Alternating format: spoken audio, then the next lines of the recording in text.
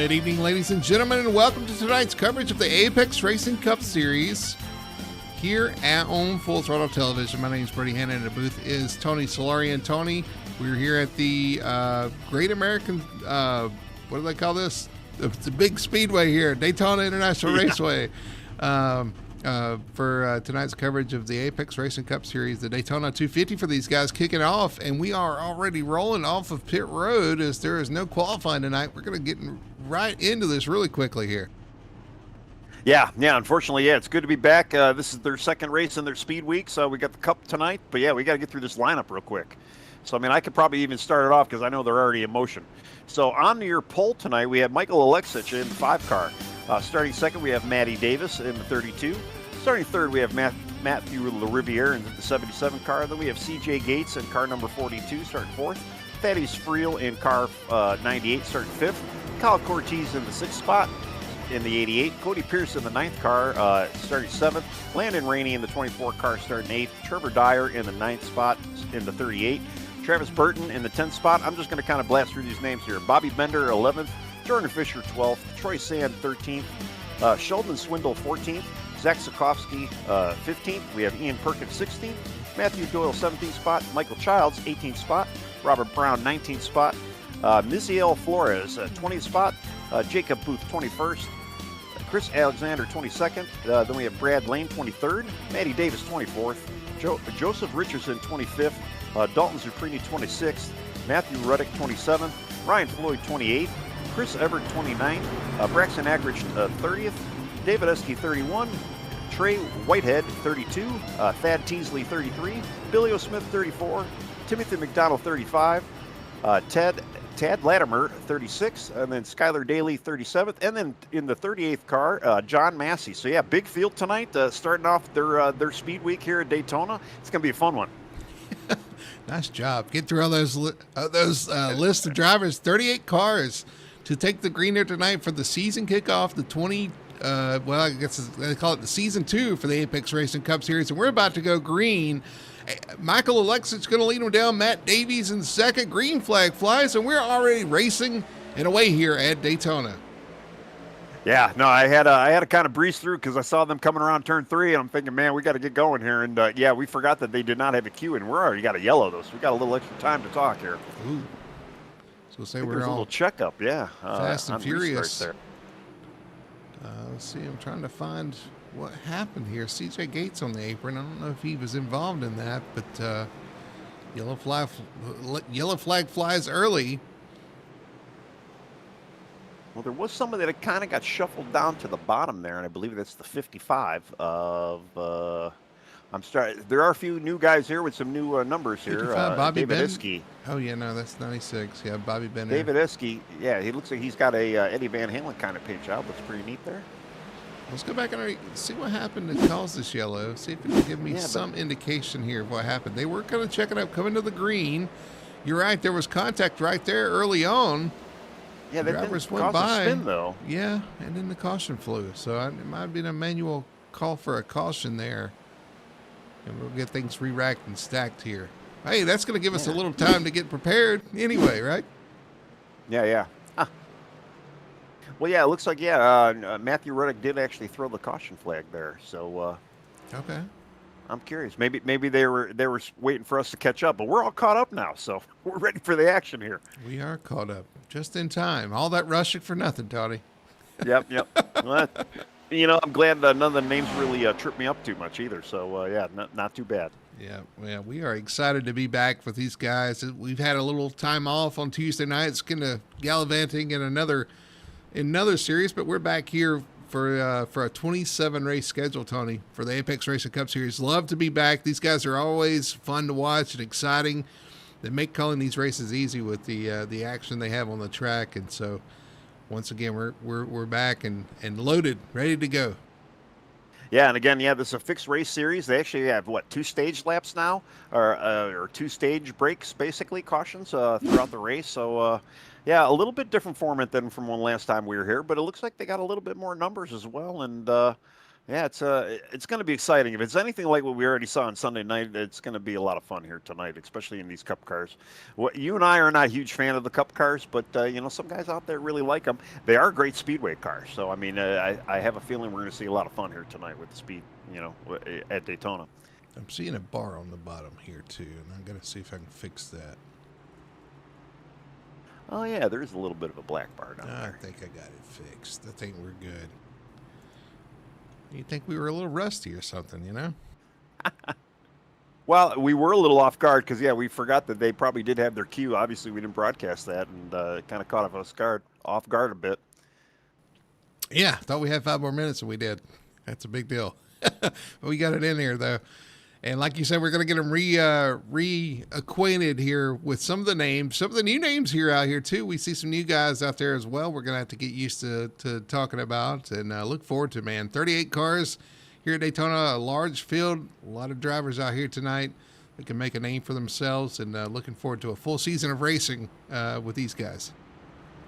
Yeah, absolutely. Yeah, it's gonna be pretty exciting, and usually the Daytona race is always the most exciting. And I don't know, do you have the schedule up? Maybe you can kind of toss up there for a second. Yeah. There's still one wide. I mean, we still got a little bit of time. We can even talk about that. I think they're doing Dakota next week as well. They do have Coda next week, and then they head to Phoenix, Vegas, Darlington. There's a schedule up there. Season 2 of the Apex Racing Cup Series went to a longer schedule, which I think is going to be great. Some of these guys are going to show what they can do across some of these different kinds of tracks, from road courses to short tracks to speedways, super speedways.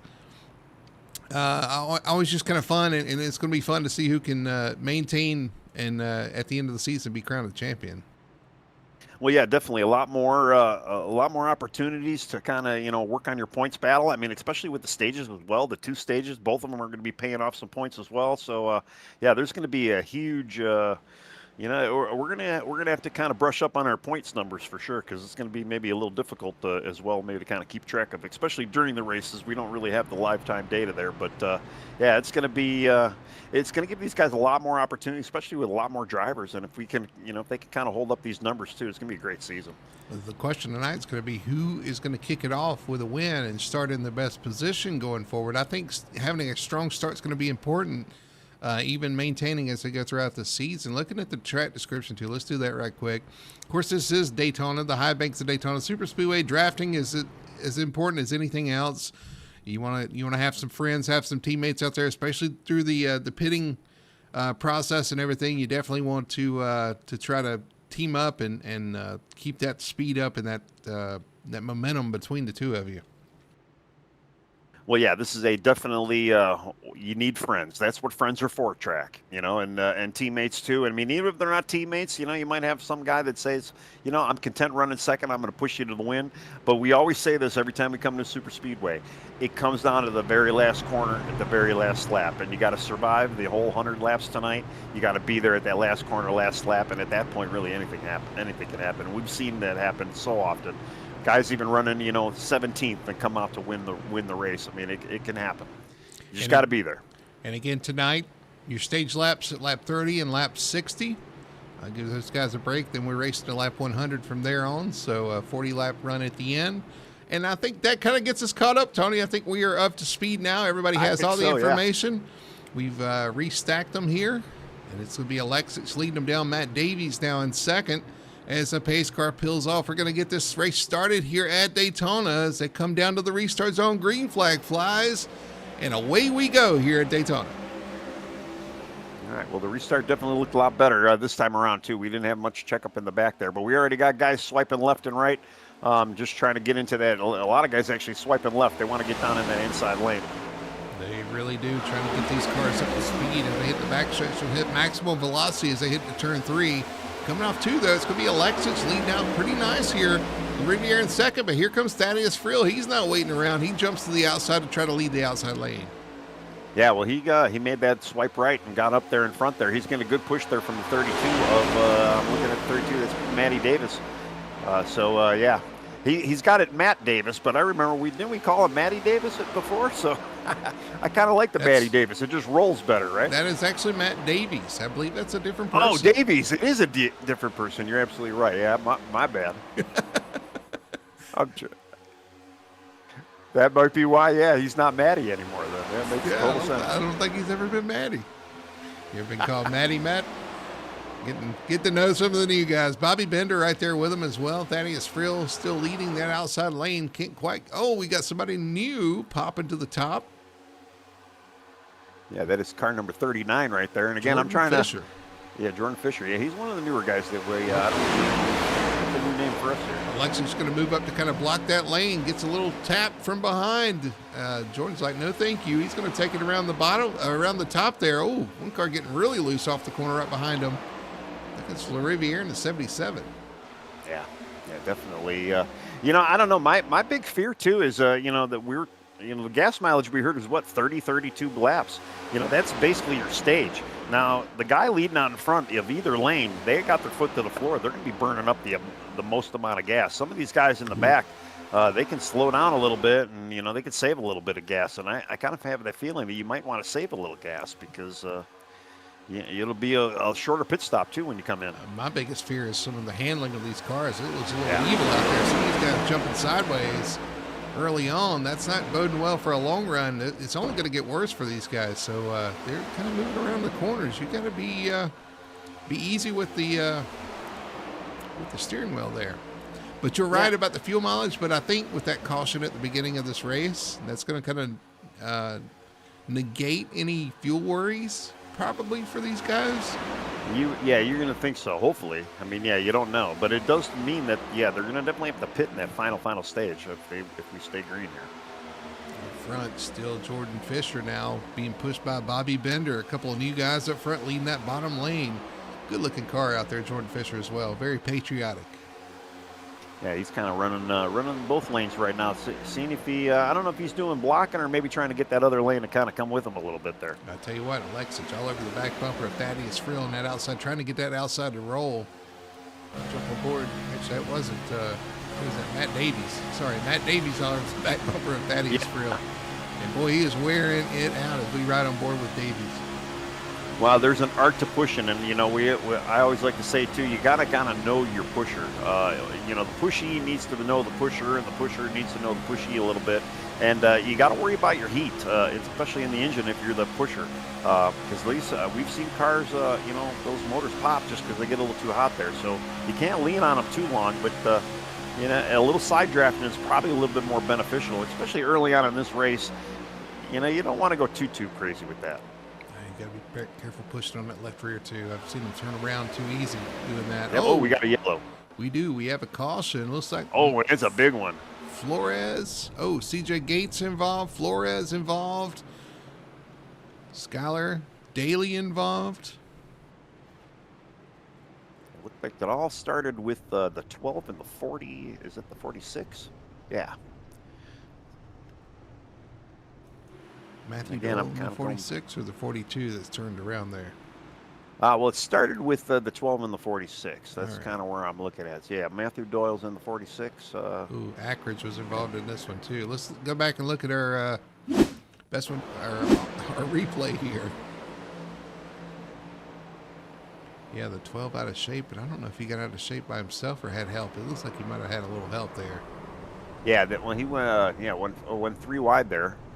And, unfortunately, the 46 kind of got into him a little bit. Calamity ensued. Oh, right there. You're right. 3 wide there. And then, he comes down the track. Fortunately, came down. Ooh, CJ and it's Gates. sad because I'm a big fan of Menards. I'm a huge Menards fan. And it's sad to see that a Menards car get knocked out that early. But I believe they have a fast repair for the Speedway. So some of these guys will be able to get that thing fixed up.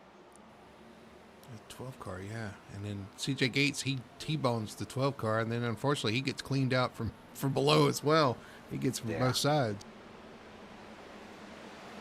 Somebody snuck through there though. I believe that was the 8 car. If I remember right. Let's see, where's he at? Yeah, I'm looking here. It was this. It looks like the slushy car from last year. Sheldon Swindell's an 8, but it was. I gotta look and see. Travel board with Braxton Ackridge. Oh, wait a minute, that's from.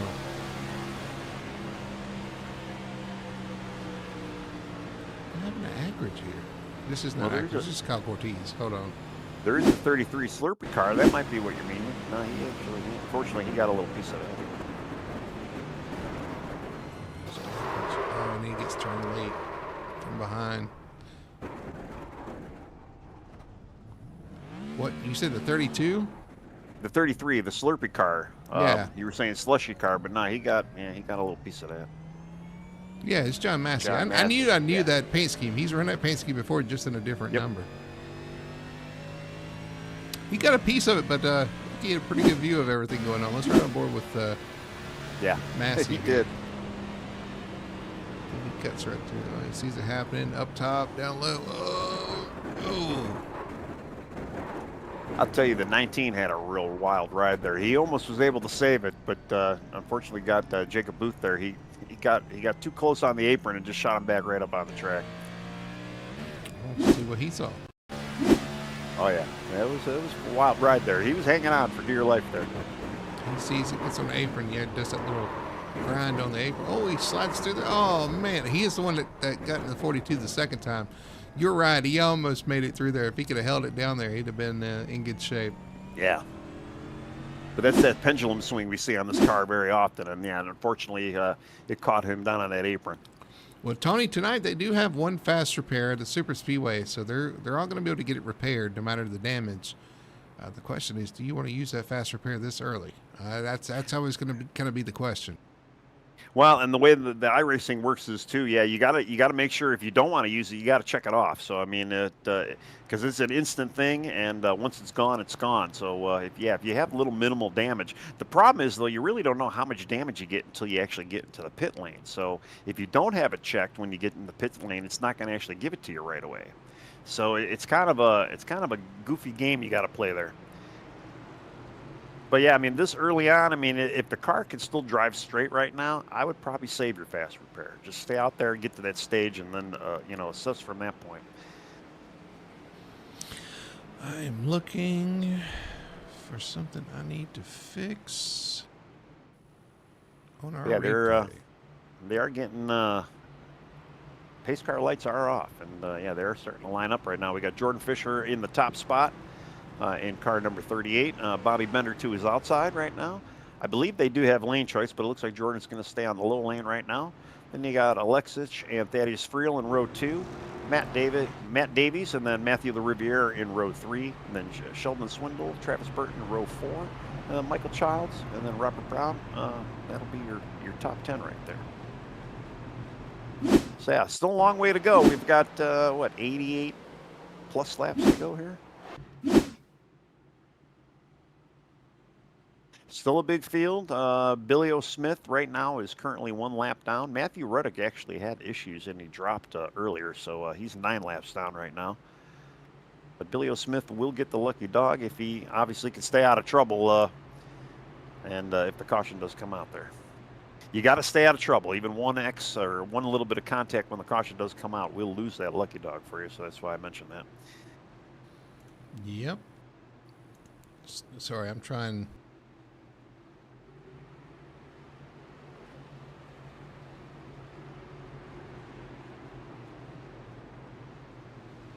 Yep, I know. When Brody's fixing stuff on the stream, that's when I got to come up with stuff to talk about here. But they are getting ready. Pace car is almost about ready to go in. Pace car is in right now.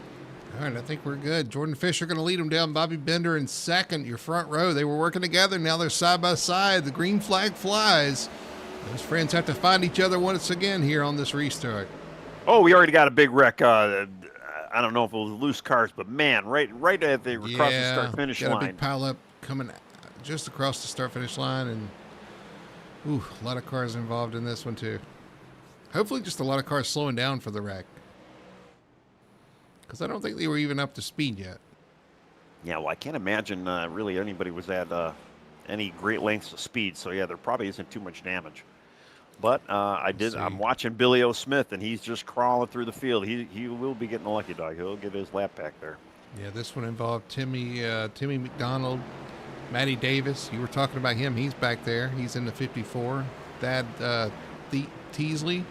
That's going to be a fun one. Joseph Richardson, Chris Everett, David Esky, some of these other guys. Let's go back and look and see what happened on this restart here to start this on this restart. Yeah. Just looked like somebody just got loose. Or, you know, and we've seen too, because these things have a sequential gearbox, depending on if you're... Yeah, what happened in front of these guys? Let's see where it started. I mean, generally you're going to start in second gear, but I've seen some... Oh, no, I think, yeah, it just was a checkup. And, it started in front of these guys. Let's see. Yeah, I'm kind of going back here. It looked like it was the 99... who just missed the checkup, and or maybe it wasn't even the 99, it was the 2 behind him, Timothy McDonald there, that maybe just bumped into the 99 there and kind of just shot him straight up the track. No, actually, no, it was the 99 all by himself there. Well, no, the 2 did kind of clip him a little bit. Yeah, it's just you have one little mistake there. Everybody's bunched up together. One little mistake, and it can lead to a big mess here.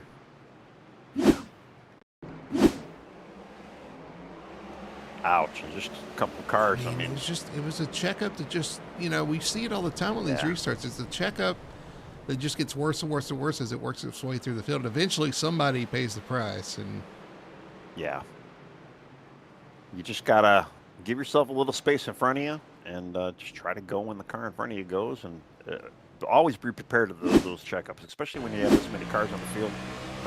It's inevitable. It's going to happen. Man, yeah, just a lot of carnage there, right there. Oh, I bet he thought he missed it too.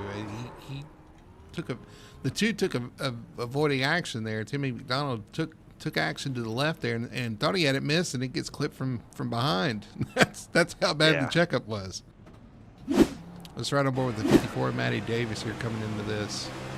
Of course, it doesn't help that the sun's in your eyes there too, and all this happens in front of him. He's slowing down, and I think he missed everything. I think he did. He locked it down and said, "No, I don't want to be a part of that." Did a good job of avoiding. He just stopped. He came to a stop. Said, "I'm going to let things settle before I move." Well, that's really probably, I mean, especially too when you're at that start. I mean, you're only doing maybe 80, maybe 90 if you're lucky, if you can even get to that speed at that point. The car will slow down at that speed. Yeah, it's like the 99 jumped on the brakes and the 2 hit him pretty hard, and that kind of sent him. Yeah, he shot straight up the track. I mean, it was more of a physics reaction than it probably should have been, but yeah. Man, aboard the one of Richardson. Boy, it all happens all around him. Does he miss? I think, he comes to a stop as well. He missed everything. Yeah. I mean, it happened right in front of him. That was a good point of view right there. The one car, he did a good job. So hats off to Richardson for missing all that. Yeah, he left himself plenty of room there too. Here's the 33 of Esky, or sorry, the 55 of Esky. The 33 was right there beside him. Boy, Oh no! He is the one I saw come across and at the very end hits the outside wall.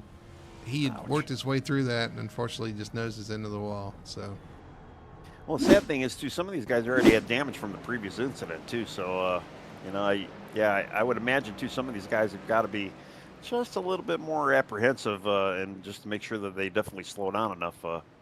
You only get that one fast repair, and you don't want to kind of compound damage, especially if you're already somewhat okay with some damage right now. Yeah, you got to wonder if they used their fast repair already, and if they did, right, that's not the way you want to take your second bit of damage. Yeah, I mean, especially now, we've got maybe 15 more laps before we actually do hit that first stage. True. I would just I'd see what kind of car you have. Obviously, if it could drive straight, just ride with it and see where it takes you. And I'd save that fast repair if you still have it available. You never know. I mean, we still got a long way to go here. We sure do. But the stages are kind of nice. I mean, it does get some of the drivers to kind of readjust or kind of relax a little bit, maybe even get a little sip of drink or whatnot, and kind of refocus.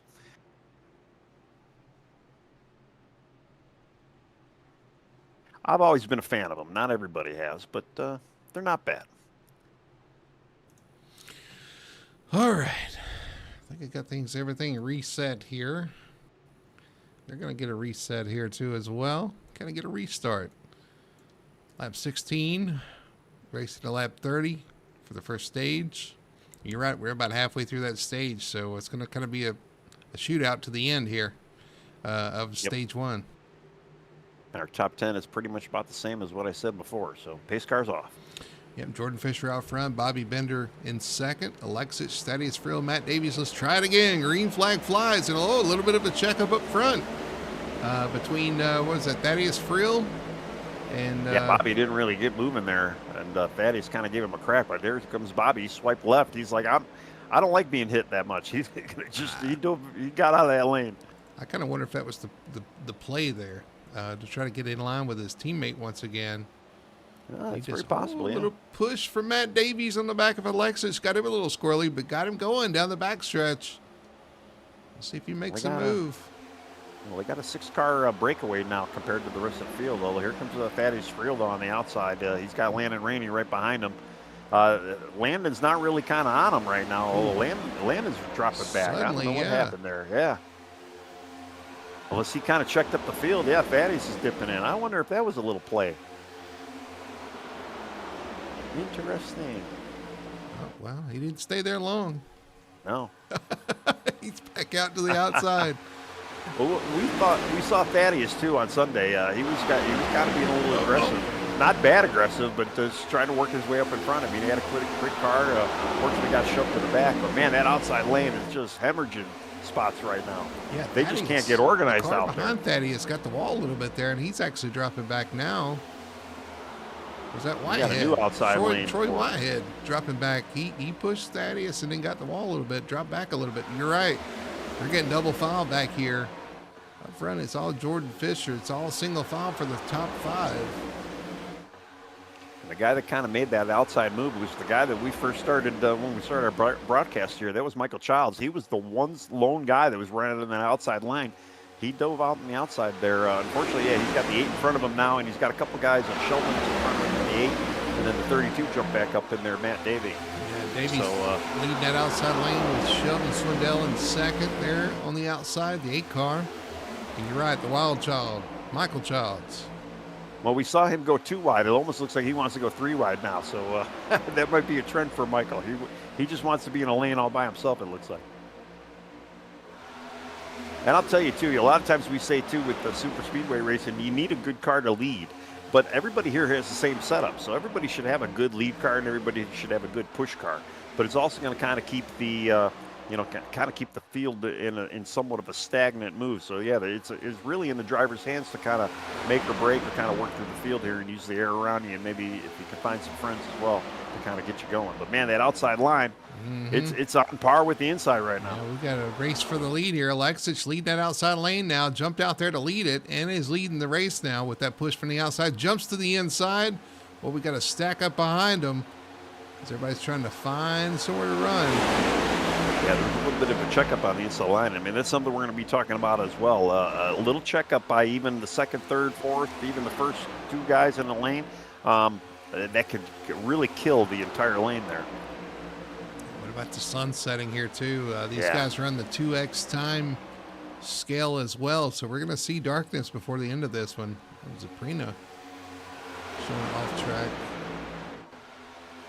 So much action going on right now. I'm trying to look to see who's that 3 wide kind of running up the middle there. Is that the 87 right now?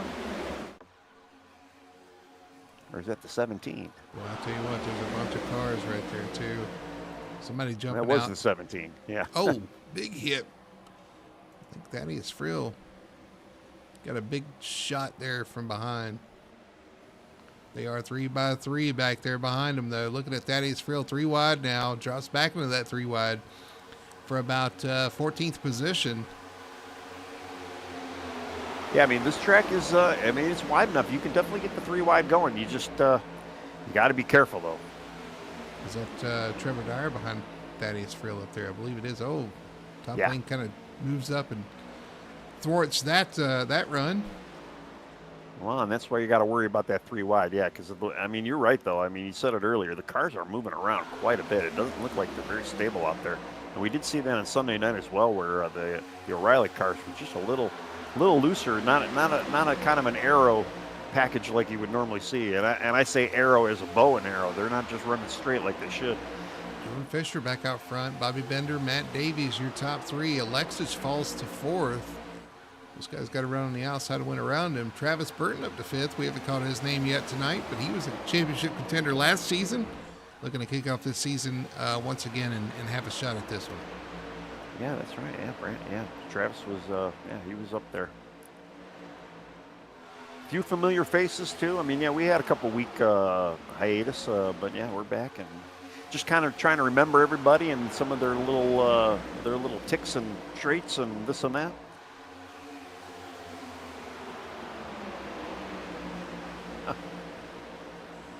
So 3 and 4, they got that outside lane starting to kind of peter out, Tawny. I don't know if you're Peter or Tawny, but well, they're getting close to that stage right now. So I mean, yeah, we've got what 6 more to go for the stage, or 7 more to go. So yeah, they're the top 10. They'll look pretty single file out as it is. Here comes the 3 though. Yeah. Since you guys jump to the top, it's the 3. Brad Lane trying to lead the top lane. Yeah, the 30 kind of go right behind him. So I'm waiting for a pretty good push here. Whitehead trying to give him a head of steam. Yeah, no, and unfortunately, yeah, that kind of fizzled out right now. 21 tried to make the move on the outside too, Robert Brown, but yeah, that did not happen as well. You got to get that run. You almost got to kind of back off a little bit. I'm looking at the 5 right now of Alexis, and I almost have a feeling that, we saw him do this on Sunday night too. He kind of laid back a little bit there and, was trying to fight for that lead as well towards the end of the race. And you lean back a little bit, you kind of build that run, and then you make your move. You got to have friends when you do it, though. Can't do it by yourself. That's right, yeah. With, Rainey right behind, or Burton and Rainey right behind him. Will they go with him? Are they set where they're racing, where they're running? Well, I think the 5 and the 24 are teammates. So, yeah, I can see Laney probably going with him. True. All right, here comes the 37 now on the outside there. Pretty sure it's 37, yeah. 87? Ted Latimer. Oh, 87, Ted Latimer. I'm in the blimp camp, so, I don't have my binoculars. Ooh, 3 wide back there. Yeah. The 7th spot. Oh, little contact. Oh, no, big wreck right there, and it's going to be at the front of the field. This is going to be a big one. Out of the travel, and my game is having a seizure as that's happening. Big wreck here out of the travel. Wow. Yeah, that is a massive wreck. A lot of cars involved, a lot of smoke, a lot of damage. Man. And I believe that's going to end our stage as well. Yeah. On lap 26. Yeah, I assume, they have that kind of 5-lap rule. So, yeah, this might be the stage here. All right, well, Trevor Dyer involved, Michael Childs, Joseph Richardson, just going down the list. I could probably name more that aren't in this wreck than are, but Zukowski is involved in this one. Thad Teasley, Brad Lane, Ted Latimer. Some of these guys maybe come to a stop back at the back of the field as well. So, yeah, I'm still kind of working towards the back. Yeah, there was a couple of guys that were actually off pace a little bit, so they were kind of shoved to the back, and that probably worked out in their favor. Right. But yeah, I'm counting at least 15 cars involved in that. Let's go back and see if we can see some replays here. Let's see, coming down. Yeah, 3 wide through the travel. That's going to be a tough thing to pull off there. As you see all the cars start flashing. Yeah, wow. You get that many cars spinning around, that much smoke. It's There was, I saw 5 cars that actually went down into the grass and did not get any damage at all. They took that evasive maneuver real quick, and it actually paid off. I mean, it's a huge wreck there. I'm trying to see if there's I think this might be the 88 that you might want to watch going through that. Yeah, the 88. You can take a look at what he did to kind of make it through there. Kyle Ortiz there. He snuck through. All right, let's see if we can route on board with Cortez. Even the 48 of Troy Sand had kind of a wild ride there. Got through it though. By the way, I am confirmed that is the end of the stage as drivers hit pit road. You said Cortez. Where is he at? Cortez, he's the 88. Yeah. Here we go. Aboard Kyle Cortez. You're going to see it all happen in front of you. Hopefully, you guys, if you were prone to seizures, you may want to look away.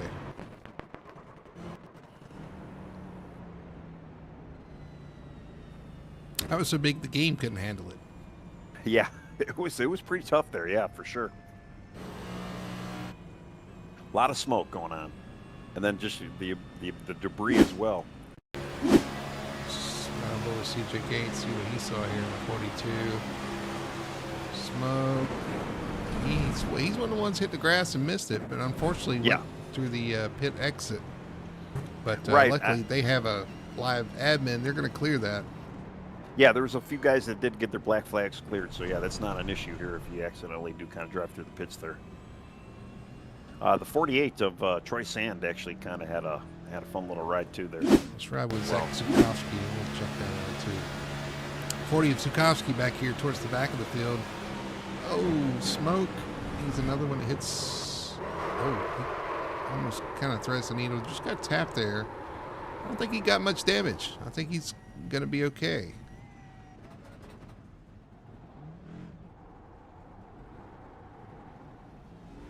Yeah, not the. Like I say, some guys didn't look like they got too much. I mean, the one. Troy Sand, you said. He's number 48. He saw a wall of cars, hit the brakes, turned left, and missed it all. That's impressive. Oh, so much smoke.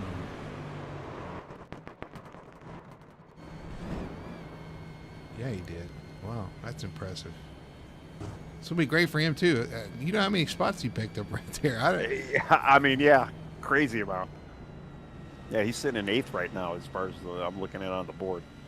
All right, so Joseph Richardson, he missed the first one. Let's see what he does here. Oh, he gets collected in this one a little bit here. He got there was actually 14 cars that were involved in all that. So yeah, that was a good chunk of the field there. One more, that is Friel already caught up. He's got some pretty heavy damage there. It was one of the first cars. So let's back it up. Do we have time? Or are they where are they at? They are double wide now. Yeah, the pace lights are off. They are just coming around turn 2. You might be able to do a quick. All right, so we're looking at Thaddeus there, take it 3 wide, and there's the contact there, and unfortunately the car from the bottom comes up the track. That's the risk of taking it 3 wide. It's not necessarily your driving you have to worry about. It's the drivers around you have to take into consideration as well. And yeah, absolutely. Really yeah, unfortunately, Thaddeus, I mean, he started 5th. He's 35th right now. He is currently 1 lap down. Yeah, Trevor Dyer back there as well. Trevor looking to go back-to-back. Our champion from last season, season 1, going for another championship. He's going to have to dig out of this hole as he's back here in 38th position as they're trying to get caught up to the field. Well, it's what I said at the beginning of the race. This is a survival race. You have a shot at winning, but you got to get that last corner at the last lap. And if you can get there, you might have a shot at winning this. But you got to get there first, and we still got a long way to go. So just got to kind of cool your jets, play it smart, and just kind of get these laps logged in here. Now, Tony, I will say we were worried about fuel in the first run. I am no issues. Very concerned about this one, though, because we're going to go green right at lap 30, and the stage is at lap 60, but they've been out there a couple laps under caution, too. So we'll see what happens here. As they go green, though, the green flag flies. Jordan Fisher going to lead them down. Michael Lesich on the front row. Yeah, Jordan got a really great run out there. You got to be careful, though, with that opening run, though. You know the rest of the field is eventually going to catch you. You don't want to get too far out there. Yeah. He's got a little bit of a lead there. Got Bobby Bender in second, though. Those guys have been working really well together. Looks like he's going to stay in line and get him up to speed here. Leslie's going to drop into 3rd.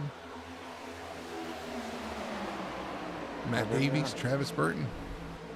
They look like they calmed down a little bit, but yeah, the stage is over. So you got a little while before you can get those points again. So again, just right out there, and yeah, if you're thinking long term, like you said with fuel, you definitely want to save. And a guy like Jordan Fisher who's out there in front, he's using the most gas right now. So you gotta be careful. There's no saving back there or up front there. Somebody hit the wall back there off turn 4. Look at that, it was Matty Davis. Oh, we got some spinners back here. Uh-oh. One spinning me in. Out. Yep, caution flies once again.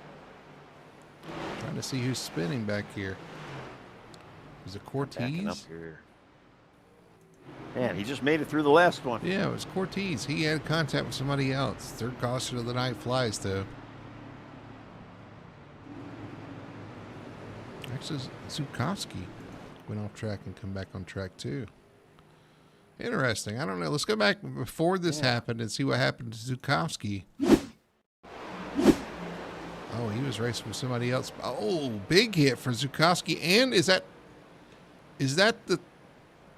I think it's Thaddeus Friel. Yeah, Friel got, unfortunately, Friel got low. It looked like Zach had a really big run there. And he went to go turn down, but the 2 was right there, and he kind of cut under the 2's nose, and he cut down just too early. You're right. He was trying to get down, so the slow car up there, and unfortunately he goes up the wall, and there's Thaddeus Friel just right in the rear of Zukowski there, and unfortunately, but that wasn't the caution. That was not what brought the caution out. What brought? Oh, it wasn't. Oh, maybe it was. I'm still impressed of his run though that he had. I mean, he was able to kind of he was doing some moving and shaking out there, and I was just kind of surprised watching him go through the field. Somebody got spun down here, and somebody was. I'm looking. No, I think that's it. Yeah. Zach was the one that spun down into the grass. No, somebody spun on the front stretch after the, you'll have to see if you can find it. I'm looking right now. They were pretty wide. I think that's when the yellow was out. Right there. We just saw it. But who got shot to the inside there? It's Ted Latimer. That's what we saw. That's what I thought was the caution. When Ted Latimer gets turned right here, him and Brad Lane get contacted. They get kind of hooked together, and it sends Latimer to the inside wall. They didn't spin or anything, but I thought that was the caution. But unfortunately, I think the caution was happening back there in turn 3 at the same time. Yeah. And wow, he had a rough ride. Yeah. Getting pushed out of the entry. Made some contact with that wall as well. Tries to dive underneath the car, the white car there. Brad, who did I say that was? That was Ted Lannibird, the 87. No, so right on board the 87. He got into the back of... I'll back it up there. Brad, I say Brad, somebody? Brad Lane. Yeah.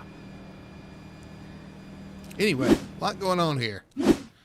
And all that happened at the same time.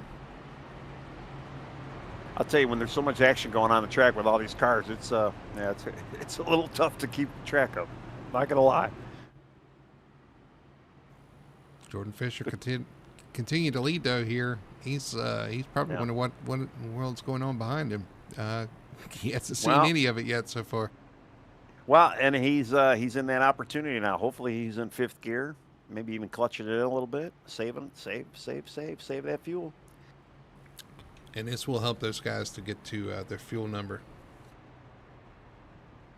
Yeah, it should be for sure. Yeah, definitely. What does he got? What does Jordan have on that car there? Is that fish speed? Fish speed brakes. Interesting. See if we can get a good look at it right here. Yeah. I mean, obviously his last name is Fisher, so I wonder if that. Wonder what that's all about. That's kind of interesting. Fish speed brakes or fish speed brakes? Well, yeah, I'm not sure. Fear the fish, he says on the side as well. I mean, it's the stars and bars though. You can't complain about a paint job like that, right? Yep. You got Bobby Bender in second there in the 96 car, just kind of looking through these guys. Trey Whitehead in third. 3 new names up in the front, so we've got some new contenders to watch week in, week out, looks like. Yeah, Bobby's got the that Marine Corps paint job. Really cool looking. These guys do every week. They bring out some pretty good, unique paint jobs as well, and yeah, I'm kind of looking forward to seeing that throughout the season. Yeah, riding with Trey Whitehead in the 30 machine, currently in third. As we go double file, getting ready for a restart. Again, the next benchmark these guys are looking at is lap 60. That'll be your second stage, and from there on, it's to the checkered flag. I tell you, with the fast repair, we still got a lot of cars out there. Again, not sure who has and has not used their fast repair, but if you have, you want to tiptoe here at this point.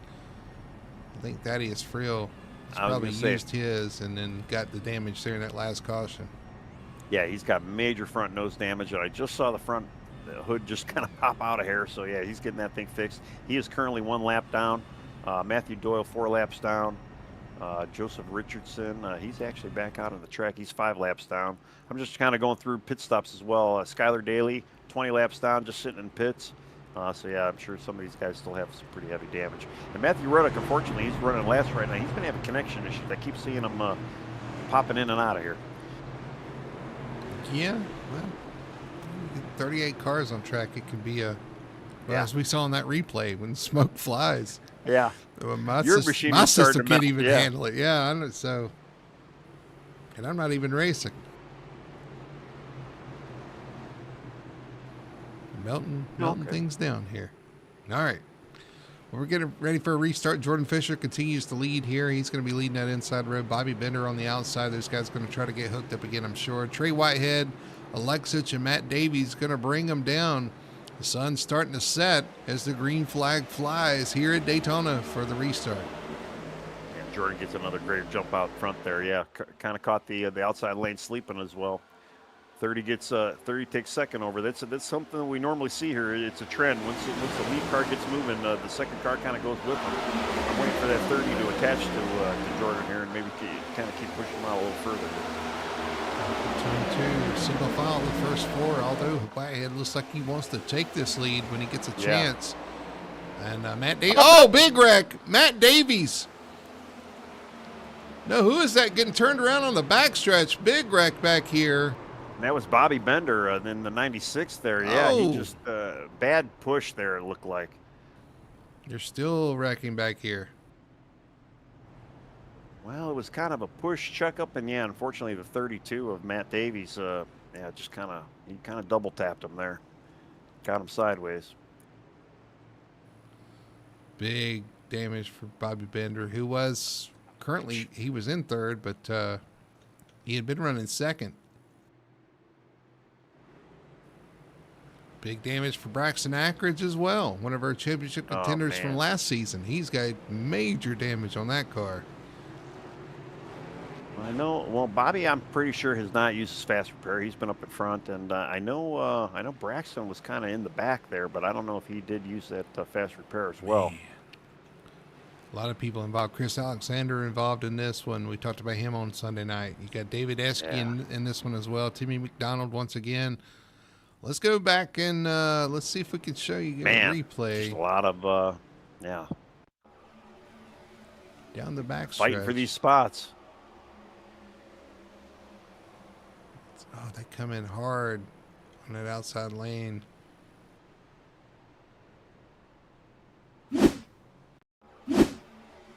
Yeah, unfortunately, being that front, up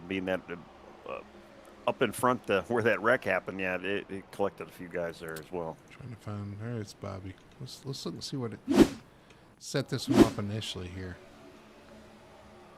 Oh, hooked him in the right there. Just turned him right into the wall and right in front of the traffic that was on the outside lane. And then these guys coming through. Let's see what happened to Timmy. Yeah, when it's a parking lot, instant parking lot right in front of you, there's really not a lot of spots where you can go. Everybody spreads out and tries to go in different directions. I mean, yeah, at least it was the kind of the beginning of the back straight there, or kind of the end of the back straight there, where there was a little bit of room for guys to kind of scatter.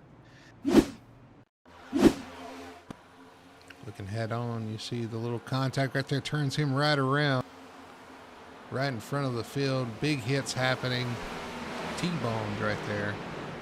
By avoiding action, and unfortunately, some of those guys.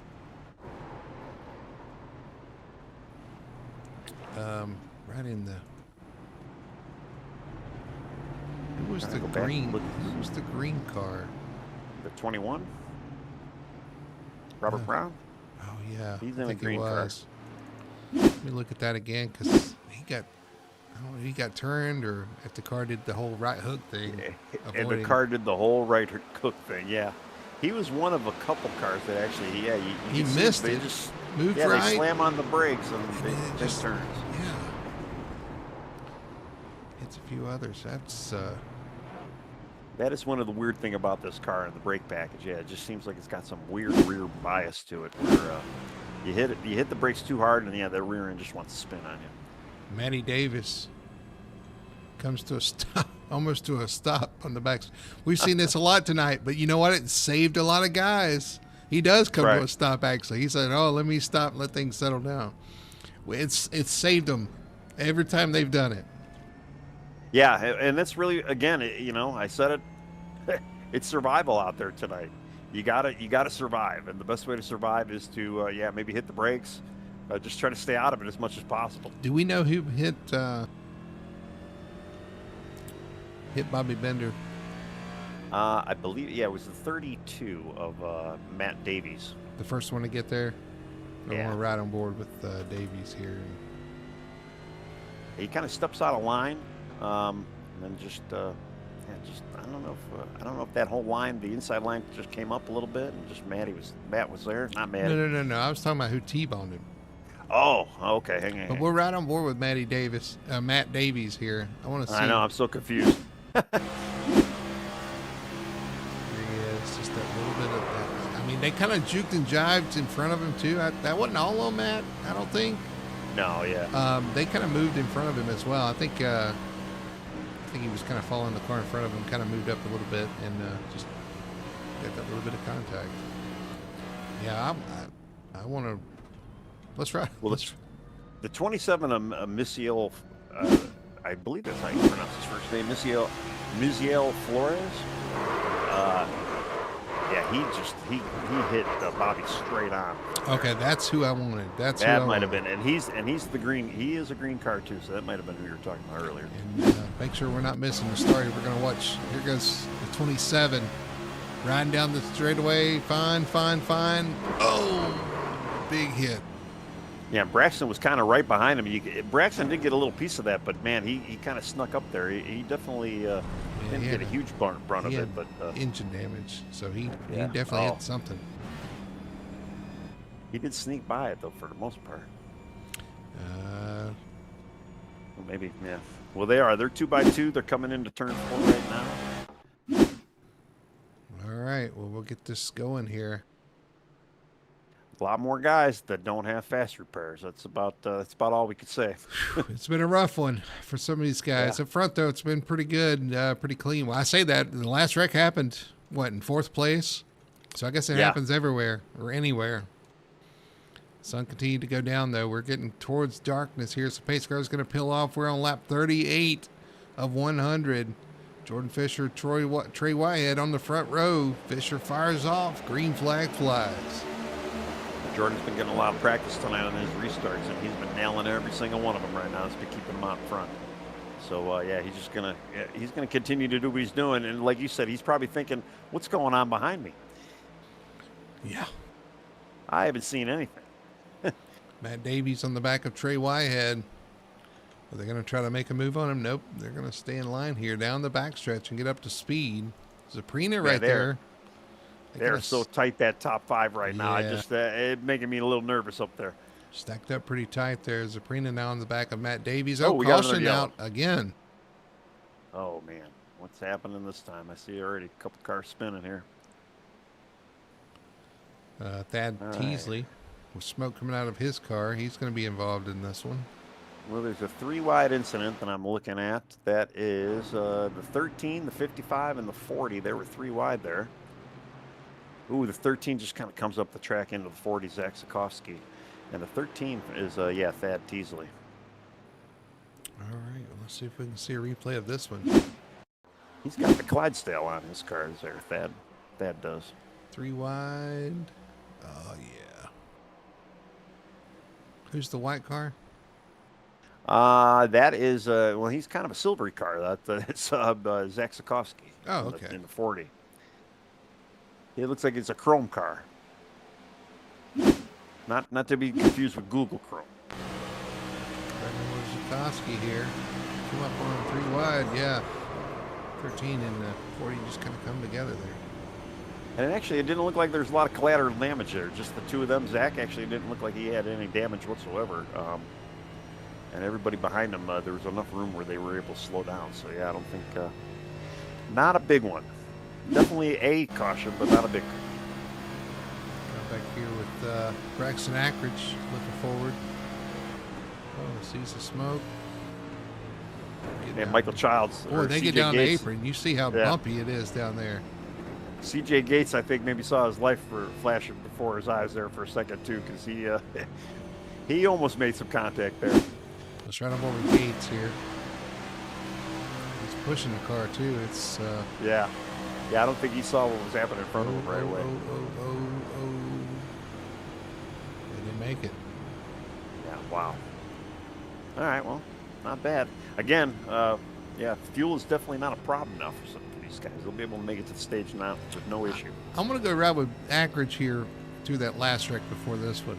I want to see this point of view. I'm just curious myself. You guys can ride along here too. Ackridge, you see the wreck in front. He's pushing. Oh, yeah, he was...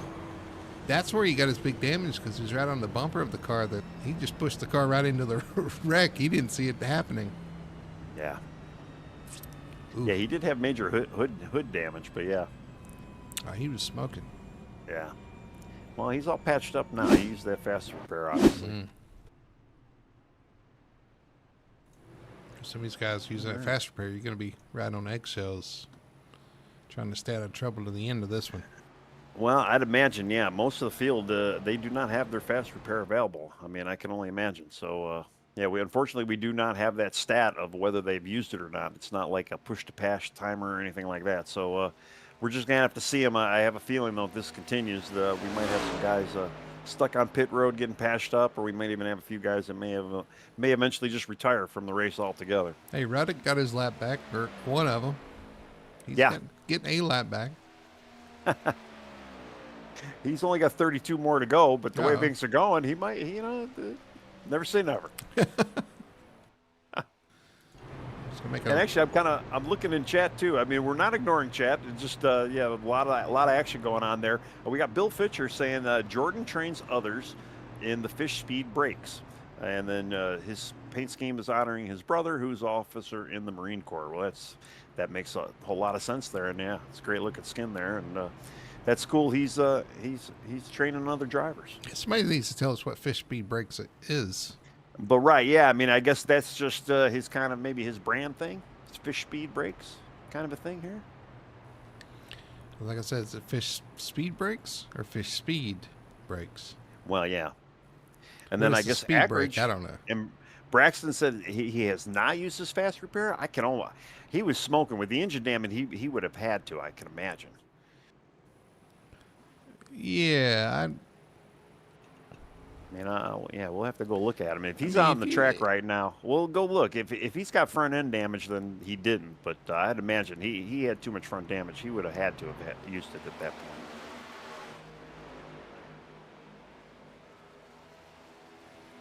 We're going to cheat here. It's been one of those nights, so we're going to cheat a little bit here. And we're going to look at the front of this car here. Yeah, because his hood was popped like it was coming up. So I don't know.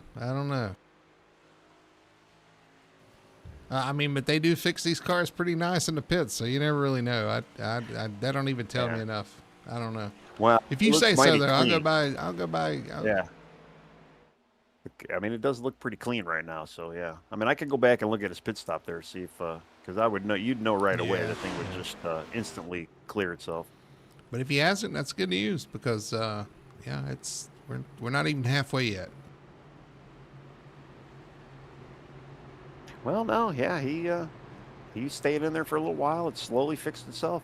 Maybe the engine didn't expire like we thought it did. Huh. Yeah, maybe it was tire smoke. I don't know. All right. Well, he's still out there. Yeah, the car doesn't look bad. He's got If that in he's his still got the pocket. speed, he should be fine. Yeah. Now, I'll tell you one thing about these fast repairs too is if you fix all your damage up. Well, actually, no. I guess you can still fix it, even if you don't have damage to fix. So I don't know. Well, yeah, even if you get a little bit of damage, it'll fix it up and it'll use it as the full repair. All right, pace car is off. Jordan Fisher going to lead him down once again. Trey Whitehead on the outside. Matt Davies, Zaprina, and Travis Burton, your top five. Great jump for Jordan Fisher as we get back green.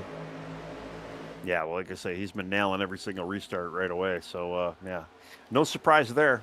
The one surprise is Dalton Zaprina, man. He's up to fourth right now in the 4 car. He started 26th right now, so he's definitely been able to capitalize from the beginning of this race. 22 spots is Zaprina, biggest mover so far tonight.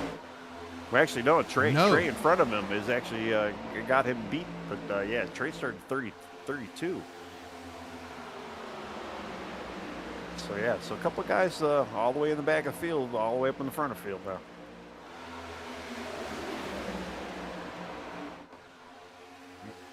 And as the darkness starts to encroach on us, yeah, we are what? We're lights are on right now. Yep, lights are on. Stars, the cars are starting to sparkle. Yep. The stars and cars of the Apex Racing Series. I'll tell you, though, the cars still look a little sloppy out there. Again, these guys are having some handling issues out there. I've never seen these cars move around as much as they are. Well, makes it fun for us and everybody watching. It does, yeah. I don't know if I'd want to be out there, but yeah, it does make it a little sketchy, though, too. But yeah, we're single file. At least the first top 10, it looks like, are very much single file. We do not really have a predominant outside lane working right now. Not yet, but they're starting to form one back there. I see them ducking out back there. They're going to try to get it going. I tell you what, too. The darkness as we get later into the night, the track's going to cool down. That might improve some of the handling characteristics of some of these cars. Well, it's usually too, yeah. When you're taking these corners, especially on the exit, sometimes the car just wants to kind of step up the track a little bit, and yeah, if the car's got a little bit of looseness too, it's hard to catch. Again, these things have that pendulum swing on them, and once it goes left, it goes right instantly, and it's very hard to kind of keep that thing straight again. We're watching the 8 of Sheldon Swindell getting pushed from Michael Alexis, trying to get that outside lane going. That's where it started. But I'm sure if other guys see this lane starting to go somewhere, they're going to want to jump up there and join it, Tony. Oh, yeah. Well, if you build it, they will come. And, yeah, they're just kind of waiting to be built right now. And I'm sure the outside lane, the 4 cars that are up there right now, they're kind of hoping maybe 1 or 2 guys on the inside we can maybe kind of bump up on there as well, maybe to kind of strengthen those numbers up there. I know this is going to surprise you. Yeah. Michael Childs jumping to the top, trying to make something happen. He falls back in line, though, but he's showing there. There he goes outside once again, trying to get something to work on the outside there. Yep, he just doesn't have any friends right now. He's got the 13 kind of wiggling back there, trying to get up to him. I believe that's the 13. He is catching them too. No, that's the 19. The 19's starting to. That's Jacob Booth. He's going to go up there with him. Oh, he gives him a good little shove there. And I'll tell you, it's not even so much that you need to have the numbers. You got to have the structure and the organization. That is the key to make these lines work. You really got to. You got to just have a couple of cars that are willing to work with each other, keep the line straight, keep the draft going, and then that's where you find your speed. And that's always the hardest thing. 1 or 2 guys that aren't really on the game plan of keeping the cars in line, it's just going to jazz up the entire lane there. And you definitely want to you just want to have that organization. Man, Childs has a huge run. They backed up there, Tony. They backed up a little bit, got a run. Now he jumped outside, but Jacob Booth didn't go with him that time. No, yeah, I know. Michael definitely needs a couple more people. But, you know, that outside line is starting to form now. We got the 84 and the 42 back there. It looks like Robert Brown is a little indecisive right now. He might want to jump to the outside. He stays low. It's gonna be tight right here. A little bit of contact. Shot him up behind that lap car.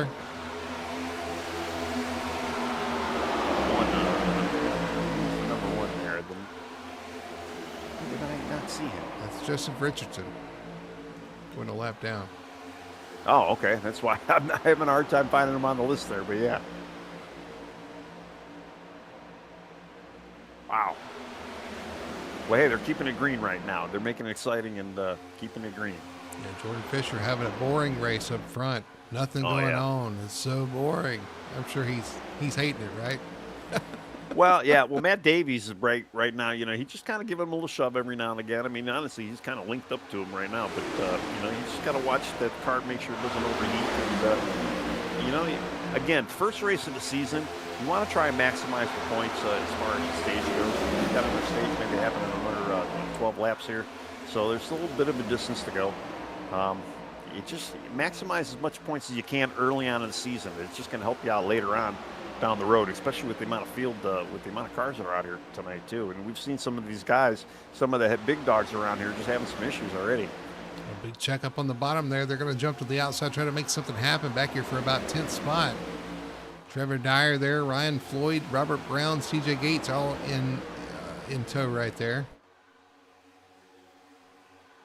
Yeah, they're just still trying to make that outside line work. But, man, you can see sometimes that outside line, they get that good little run going. And, unfortunately, they get kind of throttled by a couple cars in front of them, and then it kind of kills their momentum. Perkins right there, side by side. Actually, it's Jacob Booth and Chris Everett side by side right there. I'm just kind of going back through the field, too. We really have two distinct packs right now. Well, actually, I should say three distinct packs. There's a little mid-pack of four guys right now, and they're just kind of chilling out in the middle of this field here. This is going to get tight. Booth had to jump to the outside, and somebody jumped to the outside in front of him. 3 wide through the travel once again. Is he going to get any help? Oh, it looks like they're going to kind of put the 45 in the sucker hole there. 45. He went to the outside of 19 there. Oh. Man, I'm holding my breath. Yeah. Okay, 45 gets down in the inside. He found a little hole there. Got a little breathing room from the guy behind him. Yeah, 19 kind of going backwards right now, though. It's Jacob Booth trying to use that outside. He's going to get back in line, too, as well. So they're going to get back single file. Well, that's kind of the key with speedway racing. You gotta kind of find your shot. You know, maybe time it right. And again, you know, if you got friends or if you have teammates around you that you know you could possibly work with, that's really when you want to do it. If you're trying to go out there and trying to go solo at it, it's probably not going to work out as well as you think. There's some really big checkups happening on the entry of the corner there, and some of those guys are taking advantage of it, jumping outside and grabbing a position. You just saw Jacob Booth jump Troy Sand. Just he grabbed one position, jumped in front of him, got back in line. Yep. Yeah. Well, I think that's the car. I mean, you can see how much they're wiggling down the front straight, even on the straightaways, they're having issues. And, yeah, it's enough to kind of check up the lane. One little checkup could really just kill the momentum of, half that lane. Crazy, but they're doing pretty good. 19 of Jacob Booth still trying to lead that outside lane, just kind of inch forward. Well, he's got help now. I mean, they got a little 5, almost 6-car pack right now. And, yeah, they're actually going a little bit forward. Jacob is actually doing a little bit of a side draft, too, if you can see. He's kind of getting low on that inside car a little bit and kind of trying to use that side air to kind of propel him forward. Remember, we got 7 laps to the stage, too. We got a second stage coming here in lap 60, almost 7 laps from now. Well, like I say, timing's everything, and yeah, this is probably the time for that outside line to really start making their move to try to work their way up there. It's now or never, really. It's going to take you a few laps just to get up there. There's a lot of moving around right now, though. Yeah. These cars don't look happy through the corner. You were talking about the handling issues, and it's showing up there, them trying to keep that momentum and push forward. Although they are starting to inch forward still, though. They are still going forward. Well, they got a lap car now, too. That they're 17, I believe. No, that's the 87 they're going by. Yeah, the 99, unfortunately, got into the... Oh, no, we got a one around. We got a caution. Caution is out. These guys try to snake through here on the backstretch. Who's that against the wall? Is that CJ Gates? It is. Boy, he's had an eventful night so far tonight. Yeah, he sure has. Yeah, unfortunately, the 87, Ted, it was Ted Latnier. He was on the outside. He was the one getting lapped right there. Unfortunately, he had a little bit of contact with the 84. That kind of shoved him into a wall and unfortunately kicked him back down the track. 84 is Ryan Floyd. Let's go back and look at our best one tire, our full throttle television instant replay here. Yeah. What a night. Go through the corner. Oh, you see the 84. Yeah. The bottom lane just kind of moved up the track a little bit there. Yeah. And unfortunately, CJ Gates, it looked like he saw what was happening in front of him. He kind of cut down a little bit. Unfortunately, Robert Brown was right there. So the two of them made contact even before the 87 kind of came into the picture. He got sandwiched. Yeah. They made a CJ sandwich. Not a PB and J sandwich, a CJ sandwich. A CG&J? Yeah. Yeah, he's tore it pretty good there. Let's see the 21. Ouch. Let's see back here. Well, and because that happened on lap 54, that's probably not going to be the stage. It's speculation, but I have a feeling that I don't think it will be either. Just trying to find. Let's see. Catch the lap car there. Yeah, that car on the inside moved up the track and unfortunately forced the 84 into the lap car, the 87. Now, the big question is, are you going to have any takers that are going to maybe want to try to flip the stage? Because that can also be a viable option, really, at this point, too, especially to the final stage. If we do stay green, not saying that's likely, but if we do, you're definitely going to have to pit one more in the very, very final stage. So, if you did want to try and flip it, now would be the time to come in, maybe get some tires and fuel, top it off.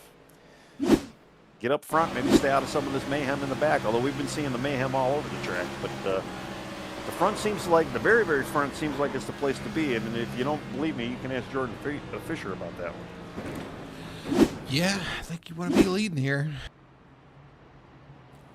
But do you want to give up stage points? The top 10, if you're in the top 10, I think you stay out and try to race this one out for the stage. I think we're going to have maybe 2 laps, maybe 3 laps to the stage.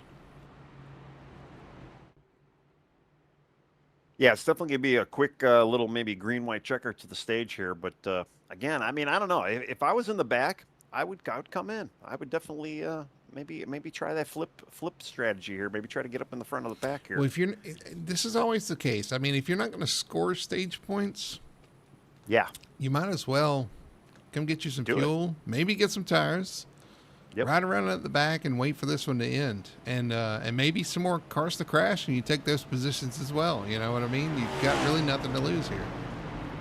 Well, you know too that there might be a little bit of aggressive maneuvers going on here, especially for those stage points. So yeah, there might be a little bit of mayhem in front of you, and you might only be doing 1 or 2 laps, and then another yellow is going to come out, and that's going to be the stage. But you're going to be in the back, and you're going to be unharmed, and you might look like a genius as well. So you never know. Self-preservation. You got to get to lap 100. That's in order to win this race, you have to make it to lap 100. And we still got a lot of cars running there, Tony, to be honest with you. What, 22, 23, 24, maybe 25 cars? Or, sorry, 35. 35, yeah, sorry. We still got 33 on the lead lap right now. Ted Latimer, I believe, no, he did not get the lucky dog. Joseph Richardson right now is getting the lucky dog. But, 32 cars on the lead lap. CJ Gates is actually a lap down right now. Braxton Ackridge in pit road. He might be one of the ones we were, Okay. You got that, what's it called? Age and treachery. He's been around. Yeah. The flipping of the stage there. He He's in the knows. 11, and I'm an 11 guy. I drive the 11 in our grouping, and yeah. Well, CJ Gates getting damage repair. Boy, I don't know. I don't know how that car's still running. If it's still running, I don't know. He's still in pit road. Well, these are the guys that are just saying, yes, I'm not going to use I'm not going to use that fast repair unless I absolutely need it. And it's not a bad option. Again, if the car can kind of go straight, maybe you can get a little bit of damage fixed. We've been having a lot of cautions. People can kind of do a little repair here and there, and it's not a bad option. Save that fast repair for the very end if you need it. You can come in, use it at the very last pit stop, or the one you think is going to be the last pit stop. Well, pace car lights are off, Tawny. We're going to get back racing here with, 3 laps? It's going to be a green-white-checkered to the green and white checkered flat. That's right, yeah. Let's see if Follow they can along keep it on clean. Yeah. Hopefully they can get through it. And, yeah, we're going to have an actual official stage at lap 60. And let's see who's going to be the heroes then after the pit stops. That's what I'm kind of looking at, because I have a feeling we're going to have a little shake-up up front here. You may. But till we get there, we got the battle for the stage win here. Jordan Fisher, Matt Davies up front, Trey Whitehead in third, Jacob Booth right there in fourth, Don Zaprina's Troy Sand, Ian Perkins, Chris Everett, Trevor Dyer, Brad Lane, your top 10. And here we go. Pace car's going to pull off. We're going to get this restart here. Green flag flies, and away they go. 3 laps to the stage. Right, yeah. Jordan with another great launch there. Kind of caught that outside lane slipping, sliding a little bit. Trey looks like he shot right to the outside right away. Or no, Matt Davies shot to the outside. Oh no, I was right the first time. It was Trey. Trey on the outside, as Dalton Sabrina on the inside, taking a couple positions, pulls right to the back bumper of Jordan Fisher down the backstretch. Yeah, and actually the outside line has got some energy right now, and obviously, yeah, they got the car count. Man, is that the 98 of Thaddeus Friel on the very outside trying to make it 3 wide? He was. He got back right in line there. All right, there's still 2x2 up front. This is what we're watching. Coming down here, we're going to see 2 laps to the end of the stage. 2 laps for Jordan Fisher to try to hang on and sweep the stages here.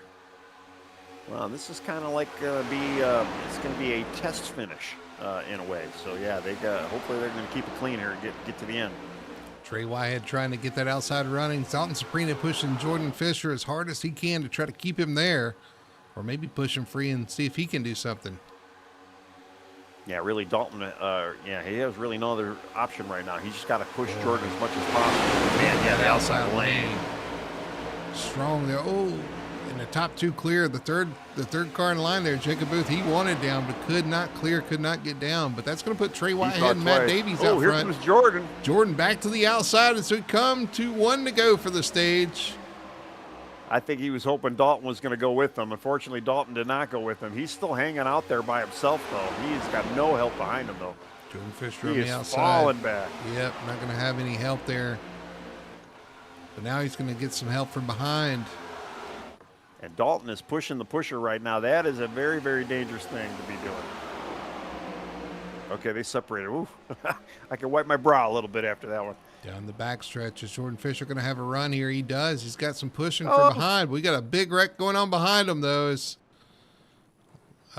Big wreck is my game again has a seizure. As things try to settle down. Billy O. Smith involved. A lot of cars involved. That's going to hand Troy Whitehead, though, the stage win. Matt Davies in second. Jordan Fisher, Dalton Zaprina, Trevor Dyer, your top 5. It looked like the 99 kind of gave the 48 a little bit of a tap there. And when the tap happened, he kind of turned right down into 3 of Brad Lane. And then Brad Lane shot right up the track, right back into the 99. Man. They're so close. They almost got all the way there. All right, let's see what I can show you of this, because it was pretty bad again. Going down into turn 3. Just turn up the track and man, I don't know. Yeah, it was another rough one there.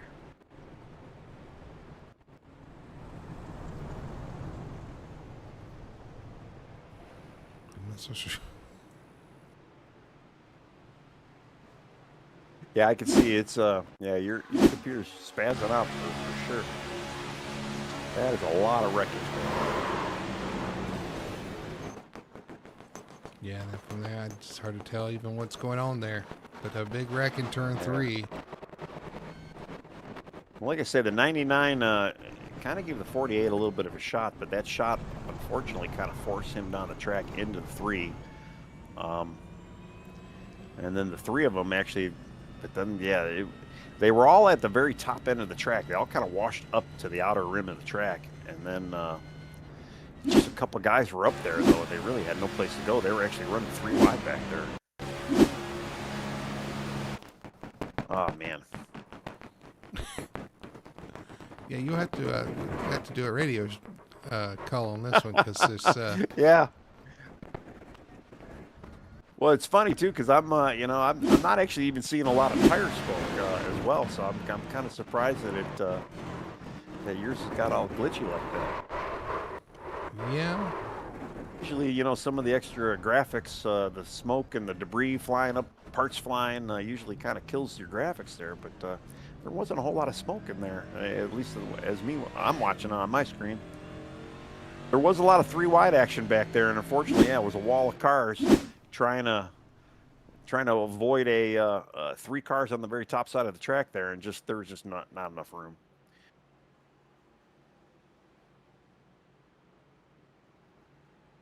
But all right, they all. We'll see who's got a fast repair left. But yeah, there was probably about 7, 8 cars that were involved in that one. Well, that's stage number 2. I'll tell you what, let's take a quick break. I want to take a quick commercial break and see if I can fix some of these issues so that if we have that again, we can show you what's happening. So we'll take a break. We'll be right back after this. Racing isn't easy, but experiencing it is. iRacing puts you in the driver's seat with the industry's leading sim racing game. Drive on laser scan replicas of the greatest racing circuits from around the world. Go head-to-head against other drivers chosen by skill-based matchmaking to ensure competitive racing at every level. Compete across all your favorite series.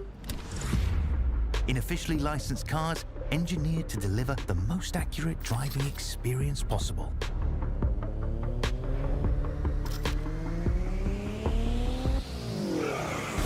Join a race or host your own with players from across the globe. Race against the computer or in a league with friends. Feel the thrill behind the wheel. Visit iRacing.com.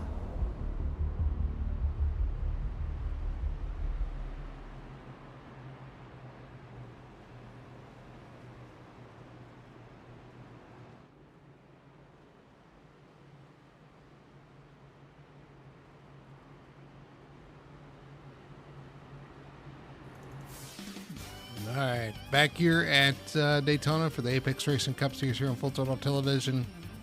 We'll see if that works. I don't know. We're going to try something a little bit different and try to make sure that doesn't happen again. But looking at my settings, everything's set right. I think we just are just overloading the game here. A lot of cars, a lot of damage. Well, you know, I run VR too, and you know, sometimes the graphics gets a little funky in the VR, and I'm not watching VR right now, obviously, but yeah, it's you never know. Sometimes with this many cars on the track at the nighttime, I know the lights usually play havoc with the graphics as well, and yeah, it's an odd deal.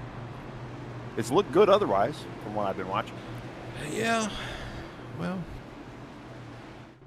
but you know, I hate to say it when I'm right, but yeah, we had a bunch of guys flip the stage. We've got a whole new front leaderboard here right now. Michael Child's now leading. Marcel Flores in second. Matthew Riviere, Robert Brown, Braxton Ackridge all up front. Ackridge with the car, if he hasn't used his fast repair, got that car repaired. He's in the top 5 now. So pace car is going to peel off. Michael Child's going to lead him down to the green flag. Green flag flies, and we are green once again here at Daytona.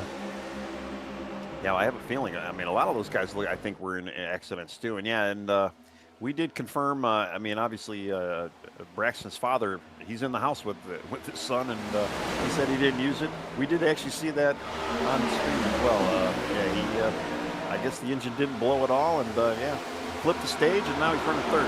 And that's crazy, because in real life they'd have to replace that hood. That's a carbon fiber hood, and it was pretty tore up there. Of course, in real life, carbon fiber wouldn't bend like that either, but that's a whole other story. Yeah. Michael Child's out front. To the outside. Yeah. Braxton's on the outside right now. He's just waiting for a little help there. He's got Jordan behind him, though. Jordan Fisher been quick all night trying to get back to the front. There's top 5 that stayed out. Fisher going to try to push Ackridge towards the front here as they link up here on the front stretch. Well, we always say, you know, with this car, clean air is king, and it kind of matters a little bit here on the oval or on the super speedways. But you really just need that good pusher behind you. You got to get that lane going. And unfortunately, that outside lane just kind of took a huge hit there. Let's see though if Jordan can kind of get Braxton back up front there. Right now, the top 4 on the bottom have kind of pulled away, pulled clear of that 2 wide behind them. I'm kind of watching Braxton there too, and he is kind of doing a little bit of a side draft there off the inside line, and they were starting to make a little bit of headways. Jordan has not really let go of that bumper either, so yeah, he just separated a little bit. I'm assuming, yeah, that car's maybe starting to overheat a little bit. Yeah, actually, Ackridge starting to pull forward just a little bit, pulls to the outside of the 4th place car, Dalton Saprina in the 4 car. It's organization more than anything. You got to have a good straight line of cars, and you know, we've seen a pack of 3 dominate a pack of 20, and it just depends on how the cars stay organized and stay in line and kind of keep that draft and the air flowing, and that's really what it comes down to. You got to be stable too. You got to be consistent. Yep. Boy, a little bit of a check up there on the bottom. That's going to check everybody up just a little. Ooh, that's what the outside lane. Yeah, that's what the outside lane's looking for. They just want a little bit of a checkup on the bottom there. Sometimes that side draft does kind of affect the inside lane a little bit too, and that may have what happened to the 4 of Saprina there. But yeah, here comes the outside line. He's up to the second car, almost up to the second car, yeah.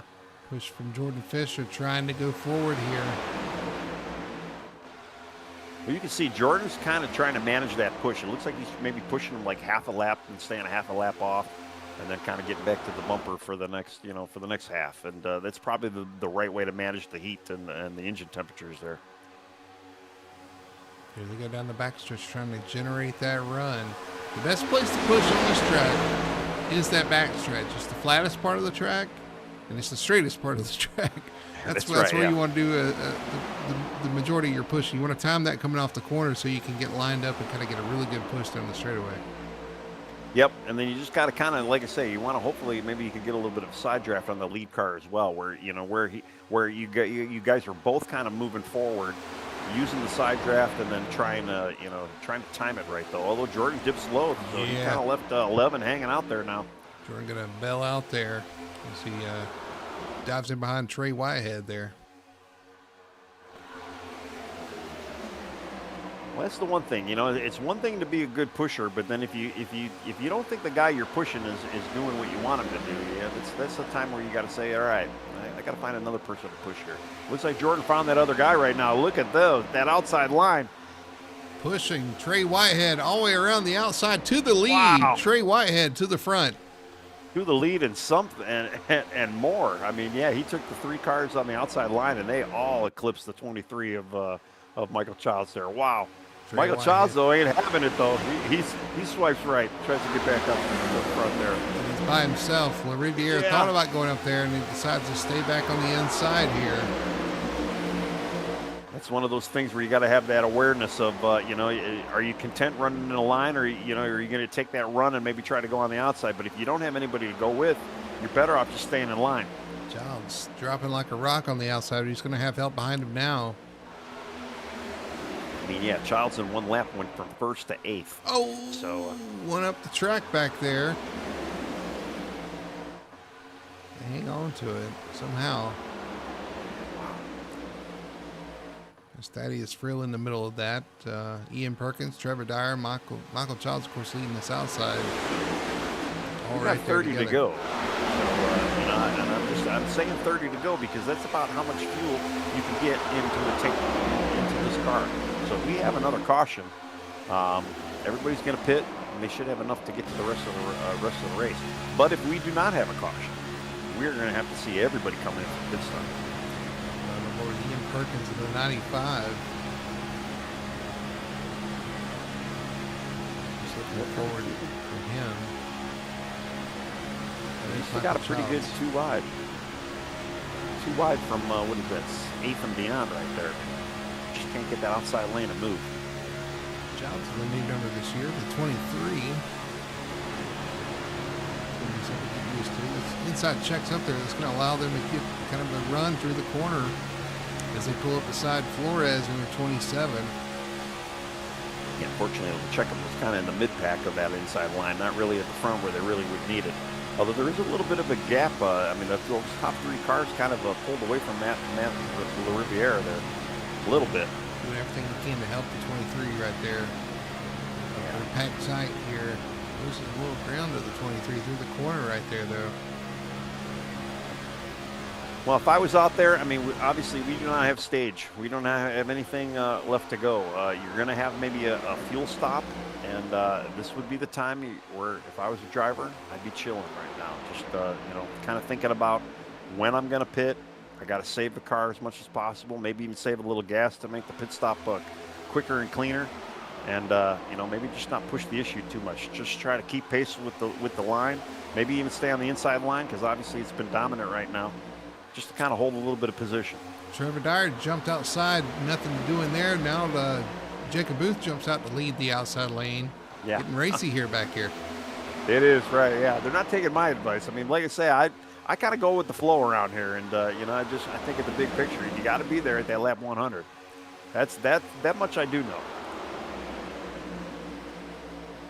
73 of 100. It's again on 25 to go here at Daytona for the Apex Racing Cup Series in action. Jacob Booth, Trevor Dyer kind of getting linked up here, trying to move that outside lane towards the front. Yeah, I mean, with the fuel mileage, too, I mean, these guys could go up to probably 85, maybe even 90 before they do decide they want to pit. Lap 85, 90, something like that. Ooh, tight 3 wide back there. Bobby Bender. Unfortunately, there's Michael Childs shooting. Yeah, Michael Childs kind of, he got kind of stuck in the sucker hole there, kind of fell back even further. He does have Braxton behind him right now, though, so we'll see if maybe Braxton, man, they are 3 wide way back there. 3 by 3, actually, 3 wide, 2 deep. Ooh, did they survive that somehow? Yeah. It's Thaddeus Frill, close quarters racing. Tap the wall. I'll tell you up front, though, they're just holding it strong, keeping that line moving there.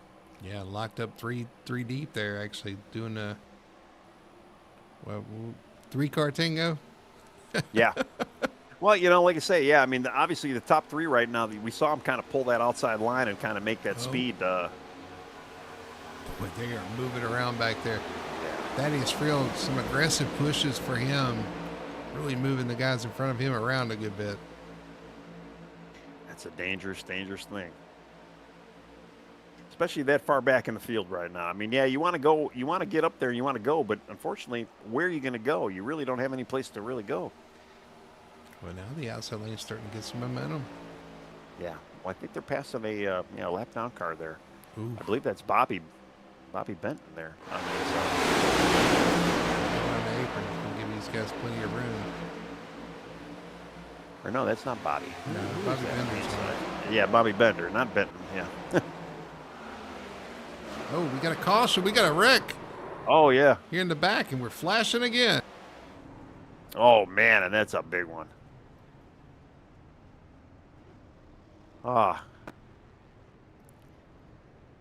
It was the 77. I was just going to give him props that he's just kind of chilling out there, but he got a really bad push from the 45 there. That's the Riviera and the 77. Yeah. All right. Let's go back and see what we can see for this vehicle. 77, we're focusing on him. Oh, he checks up off the corner there. He checked up in front of the field there. Unfortunately, yeah, well, spinning and sliding everywhere.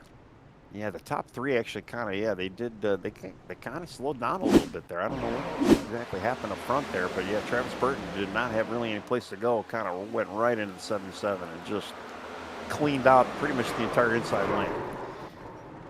Oh, man. Well, if you haven't used your fast repair, now would be the time to probably be using it. And especially, too, I can see pit road being pretty busy because they are in that pit window. They can make it from here if they pit. See, yeah, he just checks up there, and unfortunately, right there, the cars behind do not. And, boy, you're right. That kind of collected a lot of cars, including some of the cars I think we've already used as fast repair. That is Friel. Yeah. I think he's used his fast repair. Then again, we don't know. Right. He has been sitting on pit road, probably just getting fixed up a little bit here and there. So, yeah, some of these guys may have not been, fully using them, just kind of getting those repairs.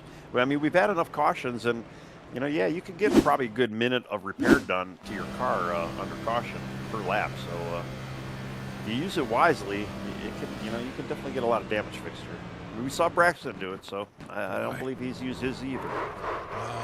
He's right on board with the 33. He almost missed everything, but there was cars everywhere in front of him. It looked pretty bad because there's cars there was cars across the track and across the apron, all the way across. So where do you go in that situation? I guess you just pick, hope, and pray. Yeah. I'll tell you, man, John's probably been having a dodgeball type of a night tonight. He has been trying to dodge everything out there. I just, every time there's a big wreck, I just kind of see him kind of cutting through the field. Sometimes he's lucky, sometimes not so lucky. Let's ride him over the Lexus. Go back to the racing. So off the corner, you see something happen up front. You kind of go low. Oh, he gets hit from behind, too. Yeah, as I'll be honest with you, I don't think everybody did pit. Just trying to go back. I'm trying to look for all these cars that are coming in right now. Yeah, a couple of guys actually stayed out, which is kind of surprising. I mean, they might be planning on it for that extra. Yeah. More than a couple? No, I think everybody came to pit road. I'm seeing 76s and 75s. Yeah, I'm looking through here. So I think everybody pitted.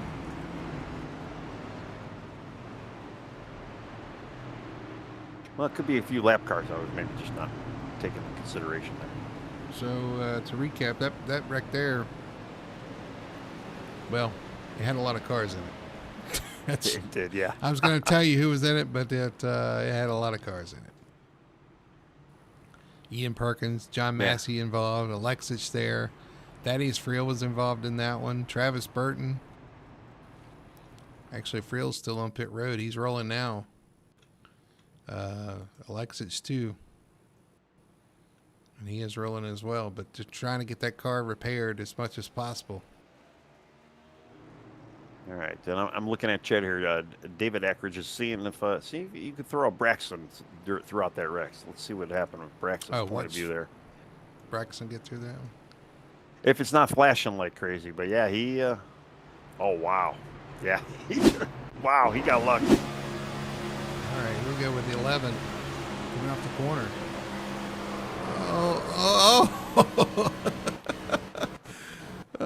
We saw the good part of it. Yeah. Yeah. Wow. He was in the eye of the storm, all right, and made it through. Wow. It's not what you want to see. Coming across your hood right there. But did a good job missing that one. I don't know if that was skill or luck. I'd probably say it's probably at 80% luck just being where you're at. And there's some skill involved, too, in making sure not to make any evasive actions. Well, he's had enough time fixing up that car tonight, so yeah, I'm sure he doesn't need any more damage out there. Well, if he's sitting on a fast repair, I think he's doing better than some of the guys out there right now. Well, yeah, he's probably still got that thing available, I'd imagine.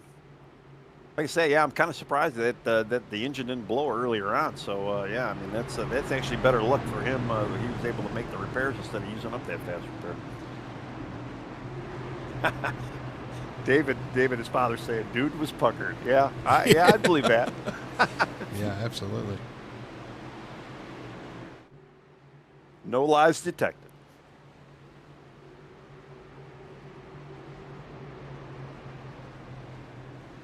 Sometimes you're lucky, sometimes you're good, sometimes it's a little bit of both. Got to say a little prayer and keep your eyes closed sometimes. Who's out there saying we don't look at chat? They obviously don't watch. We try. They to. don't watch. Sometimes They don't there's a watch lot us of- often, yeah. do they? They just pay Sometimes there's a attention. little Green bit too flag's much out. accent. Here we're watching the Green. race now. The green flag's out. Jordan Fisher leading Trey Whitehead, Jacob Booth, Braxton Ackridge, and Matt Davies. Yeah, Jordan. I mean, he took the lead there through all that mayhem, and yeah, again, off to a great start here. He's been leading a lot of these laps tonight. I tell you, they look really strong. Fisher is every time he's gotten back into traffic, he's going right back to the front. Trey Whitehead's been Yeah. up front all night as well. Jacob Booth, though, in third, he's worked his way to the front and been one of the ones willing to take that chance. Yeah, no, absolutely, yeah, and he's been able to cut through. I mean, out of all the cars too, he looks like he's got that thing stable. He really hasn't been moving around too much. I mean, it's kind of easy to do that when you're out front as well, but you know, you got to be prepared. You know, a good pusher, you know, behind you too, it definitely helps as well. And he's been pretty lucky with that as well. 21 laps left here. And they are all single filed, and we've got just about all single filed. The only person I see on the outside is you guessed it, Michael Childs. He's all by himself. Yeah, unfortunately, and actually he just disappeared. Yeah, he did disappear. I was wondering if that was me or him, but I guess, yeah. And unfortunately, David Iskey's right now. He's in the tail end of that pack, 17th. There is another pack though, slowly catching them, led by Ryan Floyd. But they are still all single filed now. Everybody's in one big lane. Just waiting to see anybody maybe dive out, or they're just going to kind of maybe ride around here until we get down to the closing laps. Well, it's like you said, Tony, you got to survive. You got to make it to the end. You That do, lap yeah. 100, that's where you want to be. But, you know, you get impatient if you're back there, probably outside the top 10, maybe even outside the top 5. You get impatient. You're like, I need to be closer to have a shot at this. And you want to start making moves earlier, and that's where you're going to start seeing things kind of build up. That outside lane start building up. As you see right now, Travis Burton, I think trying to, was it Burton that moved to the outside there? Yeah, he did, but yeah, it didn't work out for him. He just lost the spot there. That was Got Booth, Robert actually. Robert Brown on the outside now, on that 21. Oh, now they're going to be 3 wide coming off turn 4. Yeah, they went from 2 wide to 3 wide instantly there. You got to make the second lane work before you get a third lane going. We got a car up on the outside up front. That's Jacob Booth trying to lead that outside lane, trying to prepare. Didn't work out. He's going to drop a couple positions and drop back in line. Oh, man, just gave me 11 a little shot there, man. Braxton had another pucker moment there for Braxton. I mean, speedway racing is one of those races where I always say too, you got to kind of learn how to be content here. I mean, yeah, everybody wants to try and win, especially this is their Daytona, this is like their 500, and you definitely would love to win this. I mean, there's nothing more special than holding the crown here, but you got to be content those two as far as it's the opening season race. You want to finish at least decent enough. You don't want to be in the back of the pack, and if you are running around in the top 10, you got to say, is a top 10 good enough, or do I really want to be out there up front? It's kind of the mental game you got to play when you're out there too. He's trying to give the 21 Robert Brown a push back here. He's going to duck back to the inside. Yeah. It's like they're thinking about it, and then they're like, yeah, that's not a good idea. Let me get back in. Yeah, and they got back to single file, so we're going to have to reset and try this again. Meanwhile, up front, Jordan Fisher leading all these laps, man, and he's got to be thinking, when are these guys going to lead me out? Well, yeah. Being the lead car, yeah, that's always this. I look on your cheat sheet, see what who are his teammates.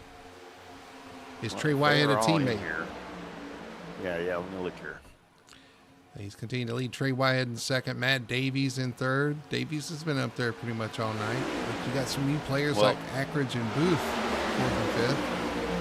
Well, Trey and Davies are teammates, and Jordan is teammates with Trevor Dyer, Thaddeus, Skyler, Bobby, and then Chris Lewis, I believe. Well, but Chris Lewis might be a spotter for those guys. All right, Bobby Bender is actually in sixth spot. Yeah, so there's some a little bit of teammates up there. Yeah, but you're saying we got teammates second and third right now. Well, yes, the 30 and 32 are, yeah. You know what's going to happen if we get down to this last lap. Well, absolutely. You know, and I've always said the second car in line has got the most power out of anybody because they can slow down, they can sell out the top guy, they can dip out ahead of time, especially if you got a teammate behind you. That's almost like a double whammy for Jordan right now. So, yeah, he's probably prepared for it, and he's just going to have to, I don't know. When you're in that lead car, I mean, you kind of expect to be sold out, but what do you do? And, you know, 9 out of 10 times, you're just better off staying there. I mean, you could try to throw a block, but, you know, that usually is... That doesn't work, right? That doesn't always work. Do you want to finish third or fifth, or do you want to finish 35th? That's right, yeah. Well, the other two, you know, if the two cars on front or behind them dip out, that's going to allow the 11 to have maybe kind of a big run because there's going to be a little bit of an arrow where, you know, the 11 might be able to kind of tuck up to him where he can maybe give him that last-minute push. Or, you know, the 11 can also sell him out as well. But, you know, just unfortunately when you're leading so many laps out there and it's just when you're in that spot, it's just there's really nothing you could do at that point. You just got to kind of maybe just hope for the best. And all these thoughts are going through these drivers' minds. Yeah. If you've done this any length of time, you know exactly kind of what to prepare for at the end of this race. And you're just playing through all those scenarios, trying to figure out, okay, you know, what's the winning move here at the end? If I'm in first, where do I go? How do I keep these guys behind me? If I'm in second, when do I make the move? It's not if, but when. If I'm in third, you know, can I help my guy and then maybe try to duck out and win it myself? You know, you know, you're always kind of selfish like that. Well, I was just going to say that too. Yeah, I mean, even though you got teammates that are going to work together, you got to ask yourself, are they really going to work together? You know, are they going to maybe try to go 3 wide here at the end and you know, try and steal it for each other? Sure, I'm loyal, but how loyal? You know, that's right. Yeah. Well, sometimes loyalty gets thrown out the window on the last lap. Here comes Jekin Booth trying to look to the outside. Yeah. Unfortunately, yeah, he just doesn't have. I mean, the run's great, but if you have nobody to back you up, you don't have a run. I think he's just trying to show everybody that he's willing to make some moves. Come with me. Let's try to go to the front. Yeah. Oh. Tried to duck back inside. Yeah. A little too early there. Got a piece of Bobby Bender. Defender of Bobby Bender. Yeah. He's definitely, trying to show these guys, okay, yeah, I'm willing to come out there. But, unfortunately, you just don't have anybody, any takers. And actually, that little check up that whole line a little bit. They've got a good separation now. Yeah, McDonald saw that. Timmy McDonald, and he kind of backed up and gave him some room to drop in. And, he kind of checked everybody out. Oh, we got a yellow.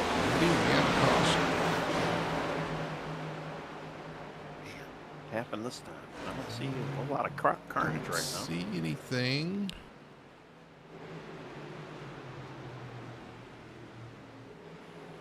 And I'm not getting told anything on the drop down. So yeah, I'm looking myself. Yeah, I don't see anything. Oh wait, I do see something. Joseph Richardson, car number number 1. Yeah. Uno. All right, let's go back and look at our replay and see what happened here to bring out this caution. Oh, it's already in motion here. Let's back it up here.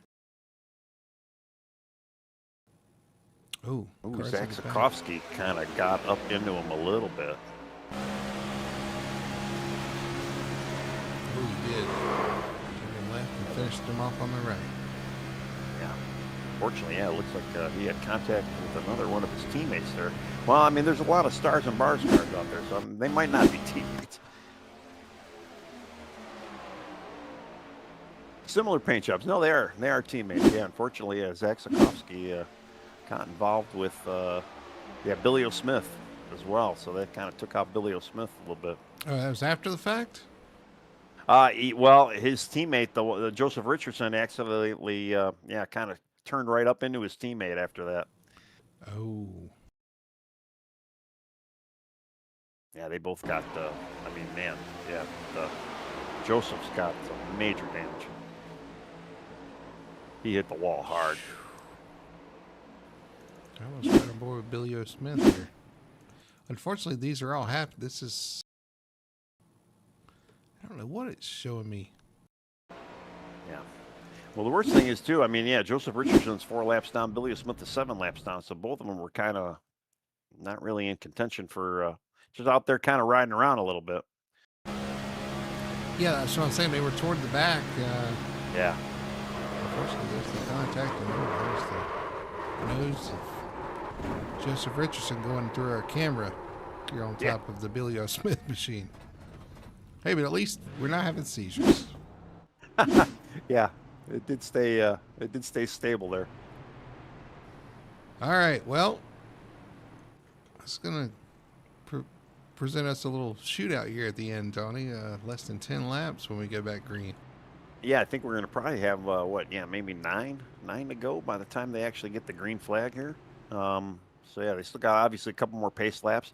I don't think anybody's pitting unless you got maybe a little bit extra damage. Maybe this is the time you want to use that fast repair if you feel like you need it. It's just going to re-rack them and stack them, and it's going to make things extra spicy. Get 11 cautions for 32 laps here tonight. Since we've had 5 lead changes, I feel like it's more than that, but I say that every time I see that.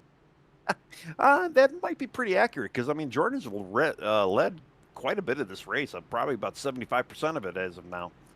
So yeah, that might be accurate. Might have had 1 or 2 guys, slicing and dicing up there a little bit. Weather down to 66 degrees.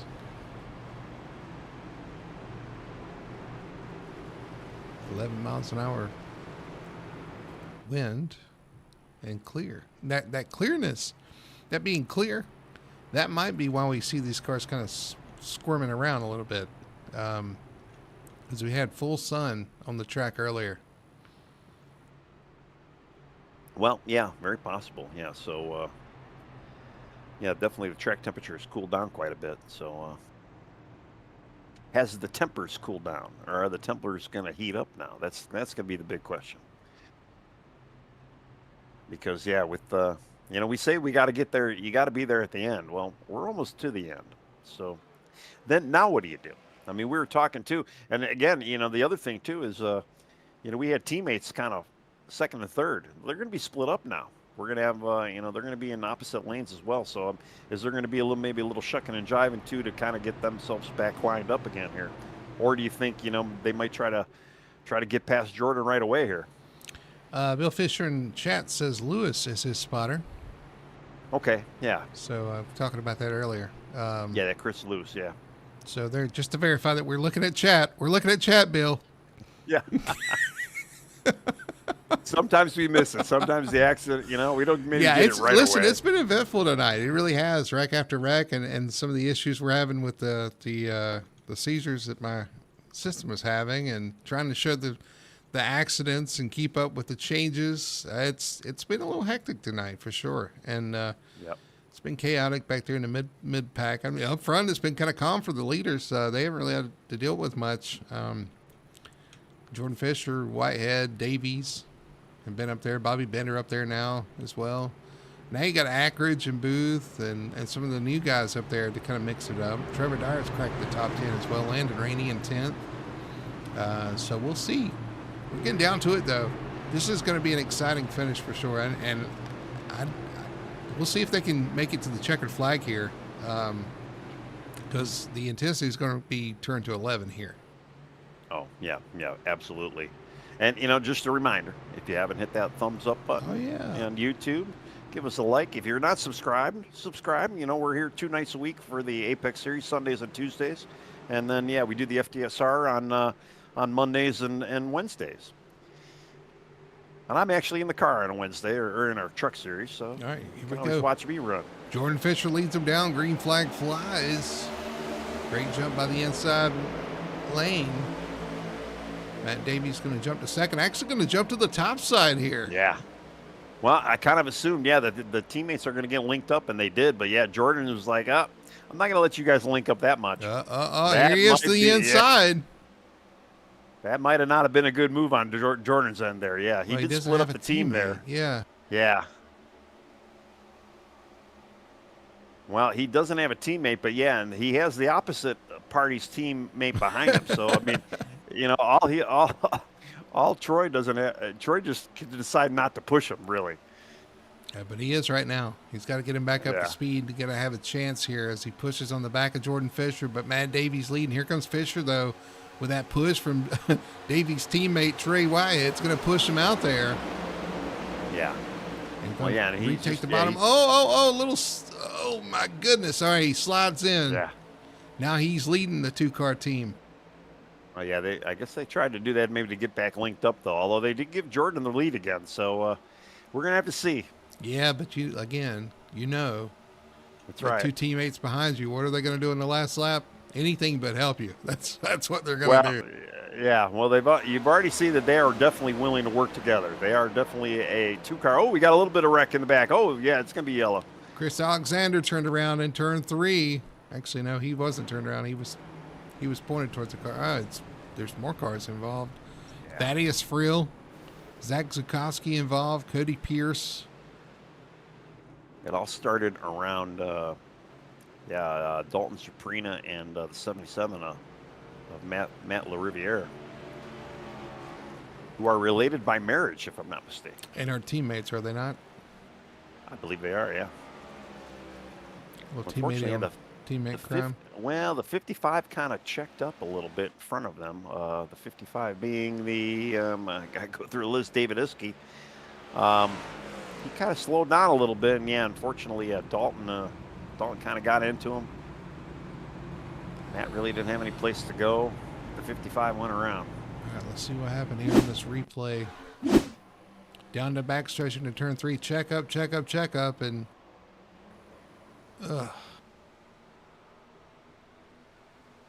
Ouch. Iskey with some big damage there. We need the bowling sound. There's the 55 spinning down the track, contact the car on the bottom, and right back up the track, right in front of another car. Was that Thaddeus Friel? No, Thaddeus was involved. He was involved. He made a beeline to the apron right away, right when we saw that happen, and unfortunately, it still got clipped on the side. Oh man! Unfortunately, went right into Robert Brown. That was Alexis. Let's go back and watch. We're right on board with Michael Alexis. I believe he comes nose to nose with the car on the top. No, it would be him. No. It was the 95 that got down into Thaddeus. Oh, Alexis almost lost it, but he was got down on the apron and hung on to it. Let's go back. All right, let's ride on board with Perkins then, because he comes right to him. He's going into turn 3. See car sliding. Oh no, it wasn't Perkins. That's not who I was talking about. He gets through with a little contact, but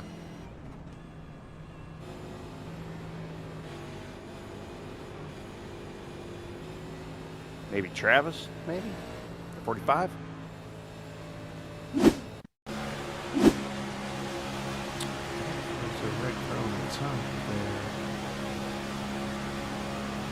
Well, the red car that was the 17. He made an evasive maneuver up to the top of the track, and the 17 is Chris Alexander.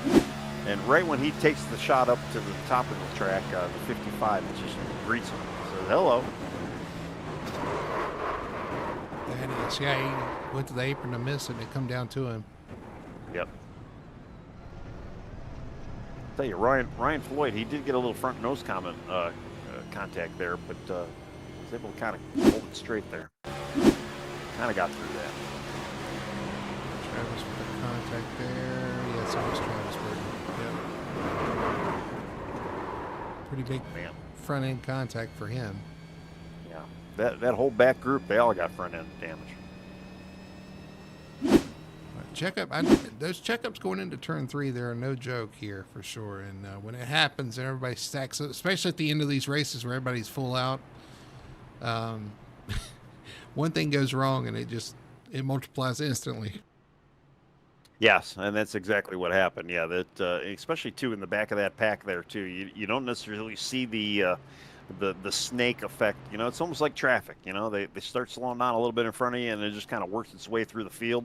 And by the time it reaches you, you know, you're not really paying attention. You know, or you don't necessarily see it because you might be buried into the spoiler of the car in front of you, and visibility isn't the greatest. So yeah, unfortunately, stuff like this is going to happen. Jordan Fisher is dominating tonight's race so far. Yeah. 72 laps led of the 96. He's going to start in the preferred position. You got a couple of teammates behind you, but they are split up.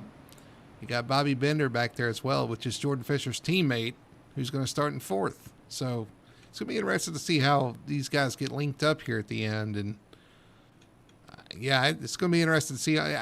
This restart's going to be very interesting because I want to see the two teammates going to try to get linked up between Trey Whitehead and Matt Davies. Jordan Fisher's looking for Bobby Bender. It would be great to have a teammate behind him at the end. If they get single file and the second and third pull out and 4th place is the teammate, he's going to stay with the leader. I don't know. This could be fun. There's not going to be any single file. I'm going to tell you right that. And we're not even in green, white, checkered category right now, but if it stays green, this will be the end. It's basically going to be a green, white, checkered without the green, white, checkered because they only have a couple of laps to go here. Yep. So it's going to be interesting. And yeah, we're going to have to see, I know the teammates are going to try and work together, but I don't know if that's going to hurt them with the amount of laps that they have to maybe pull this off tonight. 4 laps. It's going to be 4 laps to go when they hit the line. Can we make 4 laps before another caution comes out? Yeah, that's going to be the big question, right? That's always the question. These late race restarts on super speedways are crazy. So are we gonna be able to make it to the checkered flag? That is the question. And if not, what's the next restart going to look like? Yep. Well, the next restart's going to be a green, white, checker for sure. So yeah, maybe we won't have it. If you guys are. Got to get to that last lap, though. That's all you got to do. On the edge of your seat like I am as the pace car peels off. Jordan Fisher going to lead him down. Trey Whitehead on the outside for what could be the final restart. Green flag flies. We are underway here trying to finish this one off here at Daytona for the Apex Racing Cup Series. Well, Jordan had a great run there, and yeah, the teammates get lined up kind of like what we assumed. But yeah, they're straight 1, 2, 3, 4. Braxton's sitting in 4th right now. Oh, Bobby Bender trying to get down. Yeah. Are they gonna? No, I don't think they're gonna hang on to it. The caution flies. Wow. Bobby Bender badly wanted to get to the bottom of the track there. Oh, is that Thaddeus just rolled in late at the bottom of our screen? I think it was. Unfortunately, trying to roll through there, and they just kind of rolled down the track. Yeah, I had to go back and kind of watch it. Yeah, he was. Yeah, Bobby was trying to get down on the track, but Jacob Booth was still there.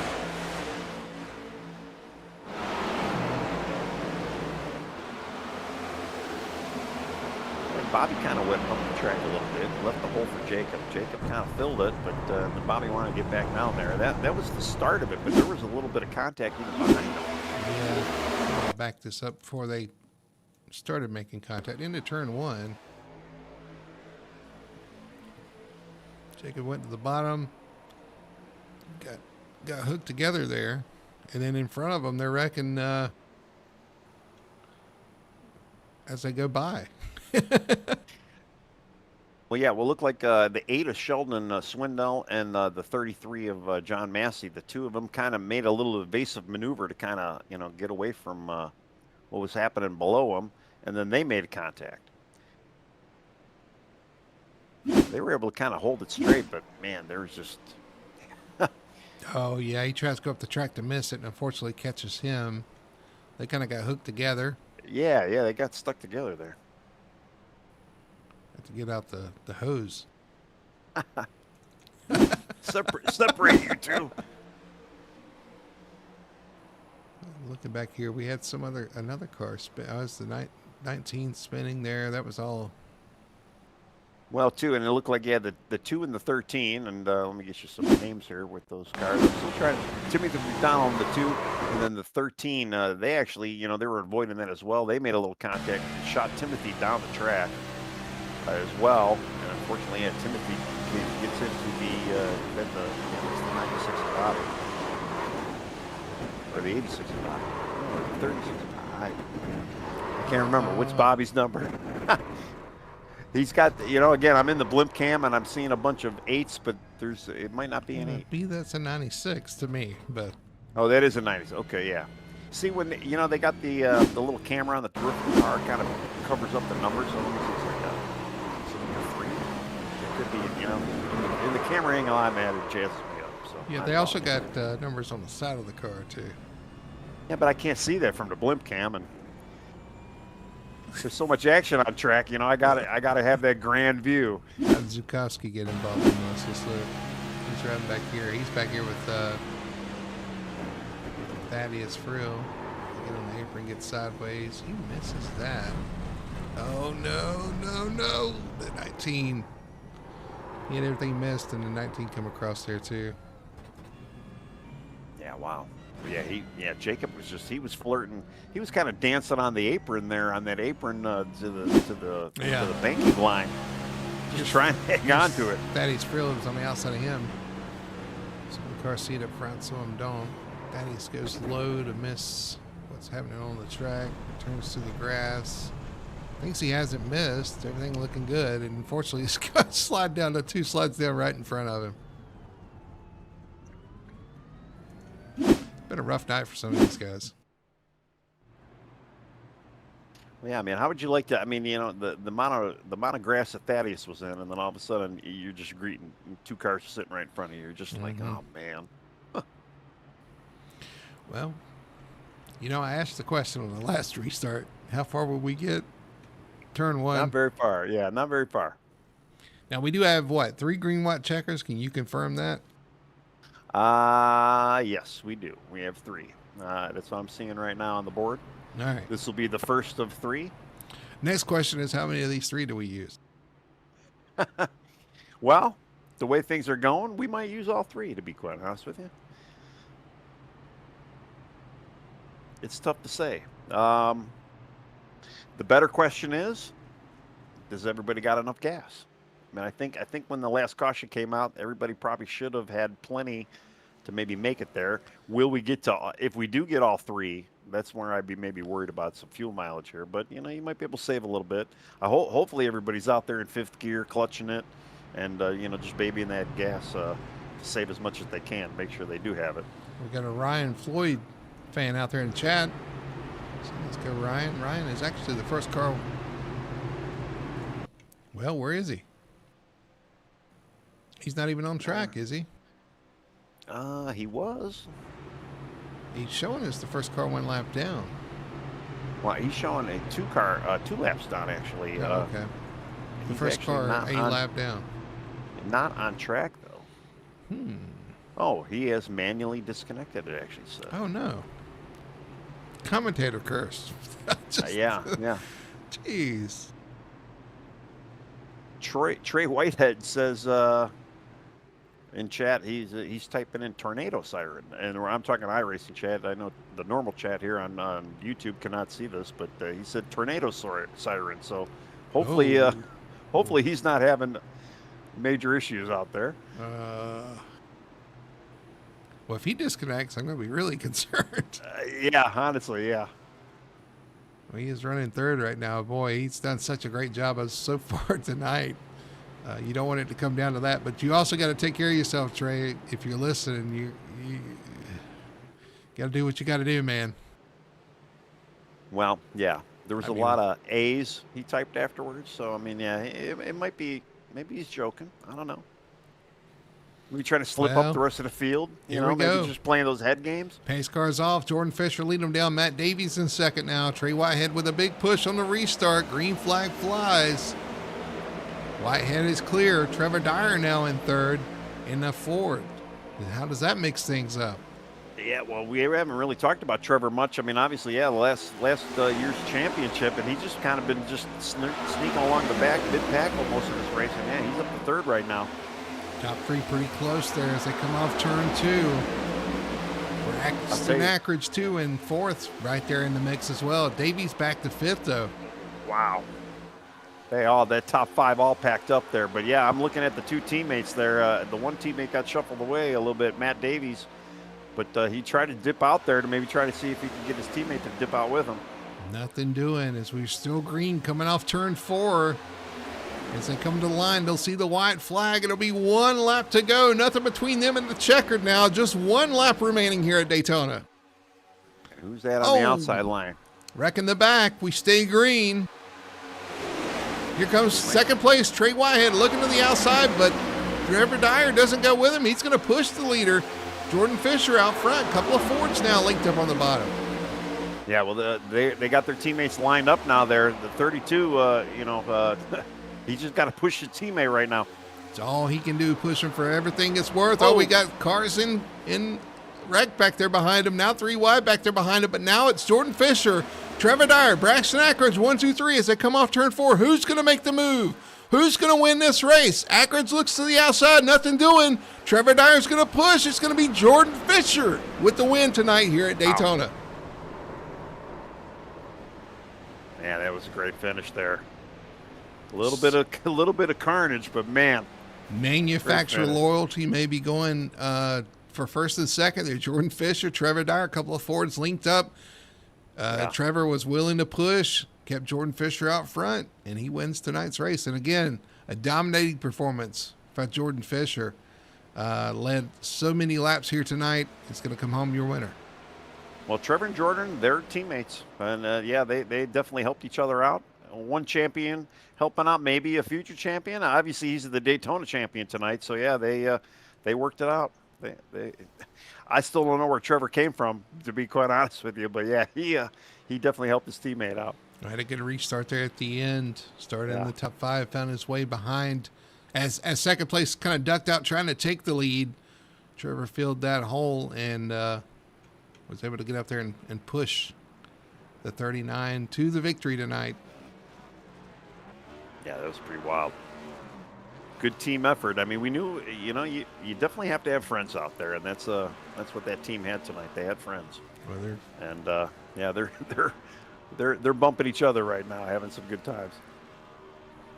So nothing better than a 1-2 finish. Yeah, I mean, the only thing better than a 1-2 finish would be a 1-2-3 finish, but I think they'll be happy with the 1-2 right now, especially with the amount of carnage and how the two of them actually had very clean races tonight. Well, with the way things were stacking up there, it was going to be tough for Jordan Fisher to hang on, but a couple of those restarts went his way, and he kind of got the Toyotas kind of separated there, and that led to Trevor Dyer having an opportunity to kind of become a factor there. So awesome job for Jordan Fisher, for the team, for Trevor Dyer. Ackridge up to third.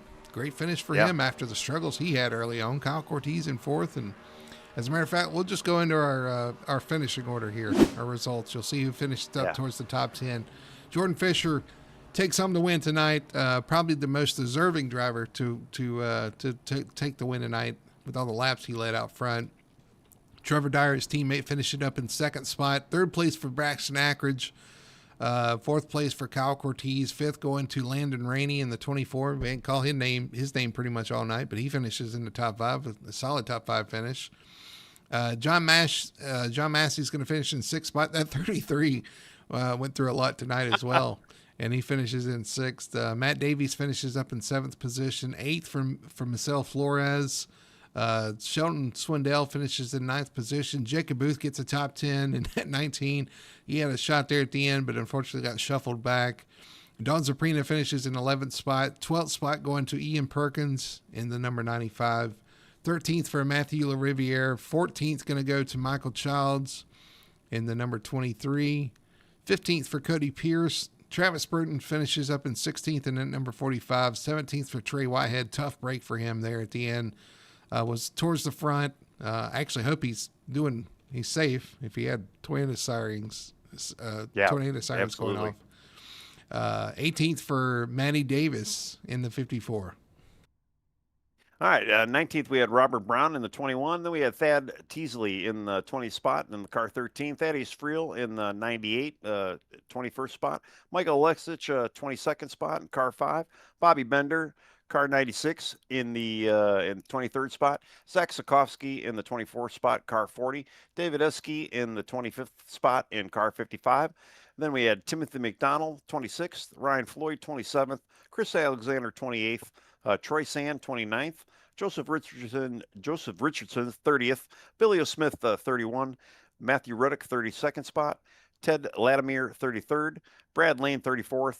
Chris Everett, 35th. CJ Gates, 36th. Matthew Doyle, 37th. And then Skylar Daly in the 38th car, rounding out the 38 car field tonight. But man, yeah, what a crazy finish.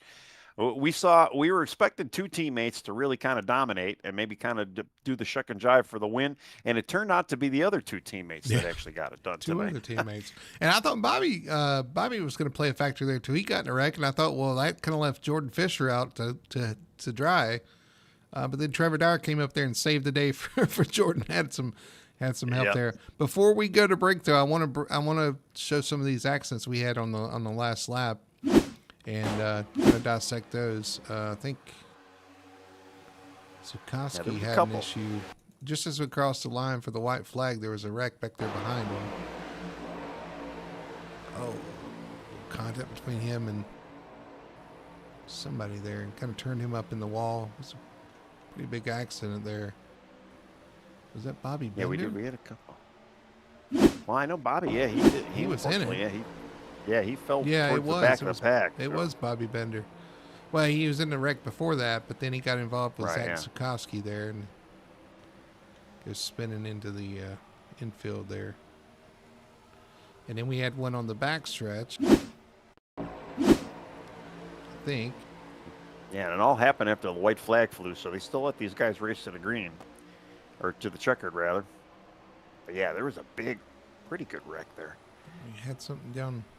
Do we have something coming out of turn 2? I'm trying to see and catch it because I don't have anything listed. Or did they make it all the way around to the... No, it was right there. Who's that?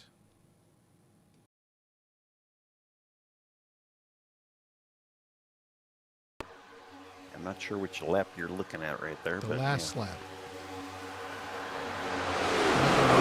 It gets turned out of the line there into turn 3. Okay, yeah. I want to see, how did that happen?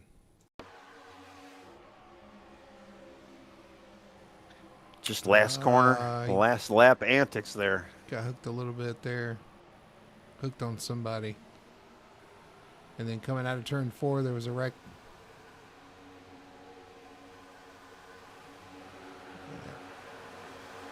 Yeah, that's what I'm looking at right now. Yeah, out of turn 4, Michael Childs kind of gets into the 30 of, who's the 30 again? He was, that's our tornado guy. Yeah, and turns him to the inside there. Yep. Yeah, Trey. Trying to remember some names and numbers here. It's going to take a race or two. Here we go. Going out of turn 4, Childs. Just not going to lift from the checkered flag towards the 30 down on the 54. And he gets... he gets right into Matty Davis there in the 54. Matty turns up the track, and everybody behind him kind of paid the price there. Still getting hit. Yeah. Oh, man. So, yeah, wild one tonight.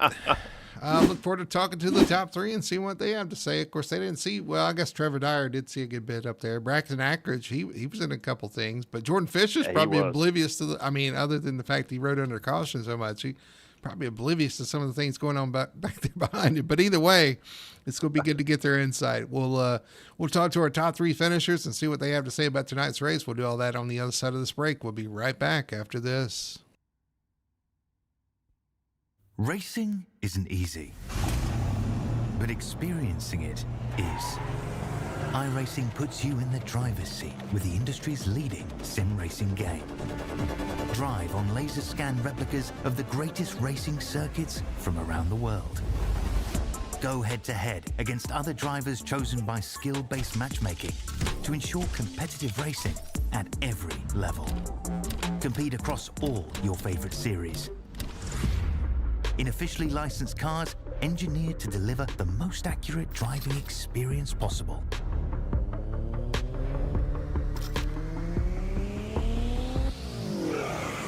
Join a race or host your own with players from across the globe.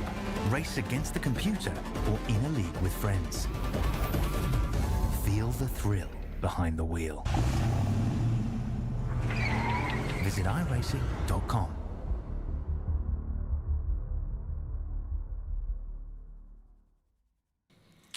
All right, back here at Daytona for the Apex Racing Cup Series in action. The first race of the season in the books. Daytona 250 is come down to the wire there. It's going to be Jordan Fisher taking home the win here on Full Throttle Television. We're going to throw it over to our post-race show and talk to our top three finishers about tonight's race. Let's get right to it. Let's grab third place finisher, Mr. Braxton Ackridge. Braxton, man, it was an eventful night for you. You come home in third position. Congrats on that. But man, you saw a lot tonight. We were wondering if the top finishers were going to have any idea what was going on behind it, but you certainly did. I have no idea how I even was in contention to win. That was a disaster, the first half of that race. And believe it or not, I did not use a fast repair. I know we were saying that I didn't do it. We got corrected. I was like, for sure, because at one point you come into the pit road. I think you were smoking at one point. No, just the hood was up. The hood was off of it. Yeah, that's what we were. And I was like, man, he's got all kind of damage. But yeah, your dad was saying that nope, no fast repair. So you survived the night without a fast repair. You got it all fixed, and you come home with a third place. That's pretty wild, man. That was a pretty good race. Yeah, it played out well at the end. My goal was at the beginning, just ride back, let everybody wreck out, and that didn't work. Everybody in the back was wrecking out, so I ended up having to make a little adjustment right there on that last stage break.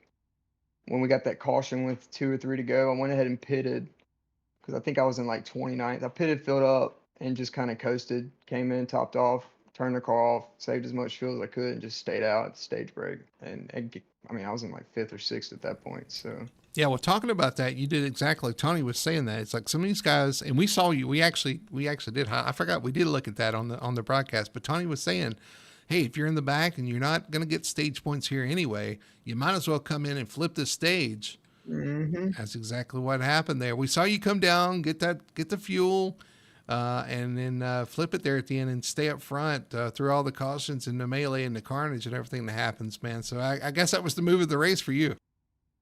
Yeah, I didn't think it was going to work. Didn't know if it was going to work, but it did. I was getting a little worried there. I think I had like 3 or 4 laps of fuel left. So if we had a couple more green-white-checkers, it would have been close. But I think everybody was in that position. But I don't know. It all worked out. So I had a couple close calls right there. I think when Travis Burton wrecked, I don't know how I didn't just get creamed. He came across my nose. Yeah. And then there was another one. We were coming off a 4, and I think my wheel was upside down while we were like 3 wide trying to save it, and I didn't wreck the field. So it was pretty wild back there. And like I said, we saw the onboard too. I think your dad was screaming at us about that one as well. But when you barely missed when they came across there off of turn 4, and you were able to squeak through. So a lot of big moments. I mean, you could look through this race. There's a lot of moments where you're like, this could have been a big difference in the race, man. So it was a wild one. It was for sure, man. But congratulations on third. You survived it. I know last season didn't quite go like you wanted. This is a great start to the next season. You're going to be fighting a lot of these guys. I know that we got some strong contenders this season, and you're going to be one of them, man. So congratulations on third. We look forward to seeing what you can do throughout the season. I got to throw it to you there, let you do your shout outs and your sponsor plugs. Appreciate it. Yeah, once again, shout out to y'all. It's a new season. Thank y'all for being here. Y'all do such a great job, and it's a lot of fun going back and watching the races, seeing how excited y'all get for these races and stuff. It's cool. I want to thank my dad. Of course, he's watching every Tuesday night. I mean, that's his race day for us. And over the off season, he helped me build this crazy rig. just with button boxes and telemetry lights and You, all you got the a good seat for little. him because he was almost spotting for you in our chat. You Man, got a he seat. You was got in a there seat built into spectating that on rig his. where he can sit with you. No, he's got he was in here spectating on his account, so we're gonna work on maybe getting him to spot me There you because go. there's a couple things we could have got through. But yeah, shout out to him. He's been awesome. And then of course my buddies that watch Easton and a couple other buddies that come in here and watch every Tuesday night, no matter how late it is. And of course my team. We got a new member this year, Flores. So we're looking forward to working with him. But yeah, man, just again, thank y'all. It's been a lot of fun. It's an exciting start to the season, and I look forward to where it's going, man. So congratulations on the third tonight, and I'm sure we'll be talking to you at some point, at points throughout this season, probably several times. So we'll see you. We'll see you next week at Coda. All right, see y'all then. There's your third place finisher tonight. Braxton Ackridge getting it done here at Daytona. Finishes in third position. Strong finish, a strong start to the season, a strong finish tonight at Daytona. Tony, I think you're standing by with our second place finisher, our champion from last season, Trevor Dyer. Yep, hanging out here with the last season champ, man. Trevor, we didn't really talk about you much. We didn't see you much. We're used to seeing you in that 43 car. You show up in the 38. You kind of blended in with the crowd. And then at the last minute, hey, Trevor's in the top 5. He's almost fighting for the lead. He's pushing his teammate. How was your night tonight, man? I mean, we didn't see it, but it looked pretty eventful, huh? Well, eventful, I would say. I kind of just had nowhere to go a lot of the race. There at the very beginning, I got cycled out towards the rear because I was trying to kind of link up with my teammates, and when I did, I just got stacked on the bottom and trapped, and it cycled me all the way back to the end of the pack, just about. And so all day was just an uphill battle, and that I want to say I finished with more than 2 minutes and 30 seconds of damage. Like I had to show up my fast repair. I mean, it was an uphill battle, but there at the end, with that last wreck before I got into fifth place, I was in the last 10 laps. I was just consistently in the right place at the right time and was able to find that gap and part the Red Sea, for lack of better term, to get up there to where I could link up with my teammate. Well, yeah, we saw that. Cars were having a hard time, maybe just even staying straight out there. It looked like the cars were pretty loose, and like I said, we didn't really. We saw a lot. I mean, obviously there was quite a bit of cautions tonight, a lot of carnage out there too. But towards the end, we were expecting one set of teammates to actually, come forward, and then you find your teammate, and then you didn't sell them out. You just pushed them to victory. So I mean, good job on the team effort tonight, and. Yeah, I mean, how was the car handling though? Like I say, we saw everybody looked pretty loose out there. Yeah, well, there at the end, I straight up told Jordan, I'm like, hey, I will push you to the win. You deserve it. I mean, he's led all these laps this race. But going back to the question, my car at least, it felt fine at some parts, but I want to say they changed the tire model about halfway through the race. My car handling was just terrible with the left sides because I locked the left sides. And then there at the end, my steering felt very loose because of that wheel damage I collected when I want to say it was Ian Perkins. Try a shade up to the high line, and he came at the exact same time, and I was outside of him. It was just wrong place, wrong time. Pushed me up and collected the wall, but it didn't affect my aerodynamics. But yeah, I don't know what it was, but the cars tonight felt terrible from my perspective, at least. Well, yeah, regardless of how bad it was, I mean, yeah, you did everything you had to do, push your teammate out to the victory. Great points night, second place. It's not a bad place to be. So, congrats again, man. Good job. Yes, sir. Thank you. I'm just glad to get some good points. Say hi to you lovely gentlemen and all the fans there on the broadcast. So I'm happy to say hi. Well, I haven't been called lovely this year, but yeah, I guess I'll take it. So the floor is yours, man. You can thank whoever you need to thank.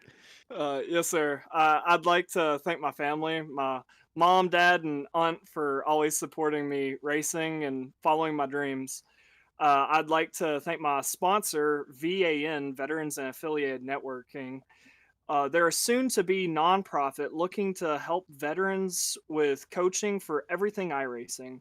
From getting better at racing, broadcasting, and paints, Van is looking to help veterans in iRacing at no cost to them.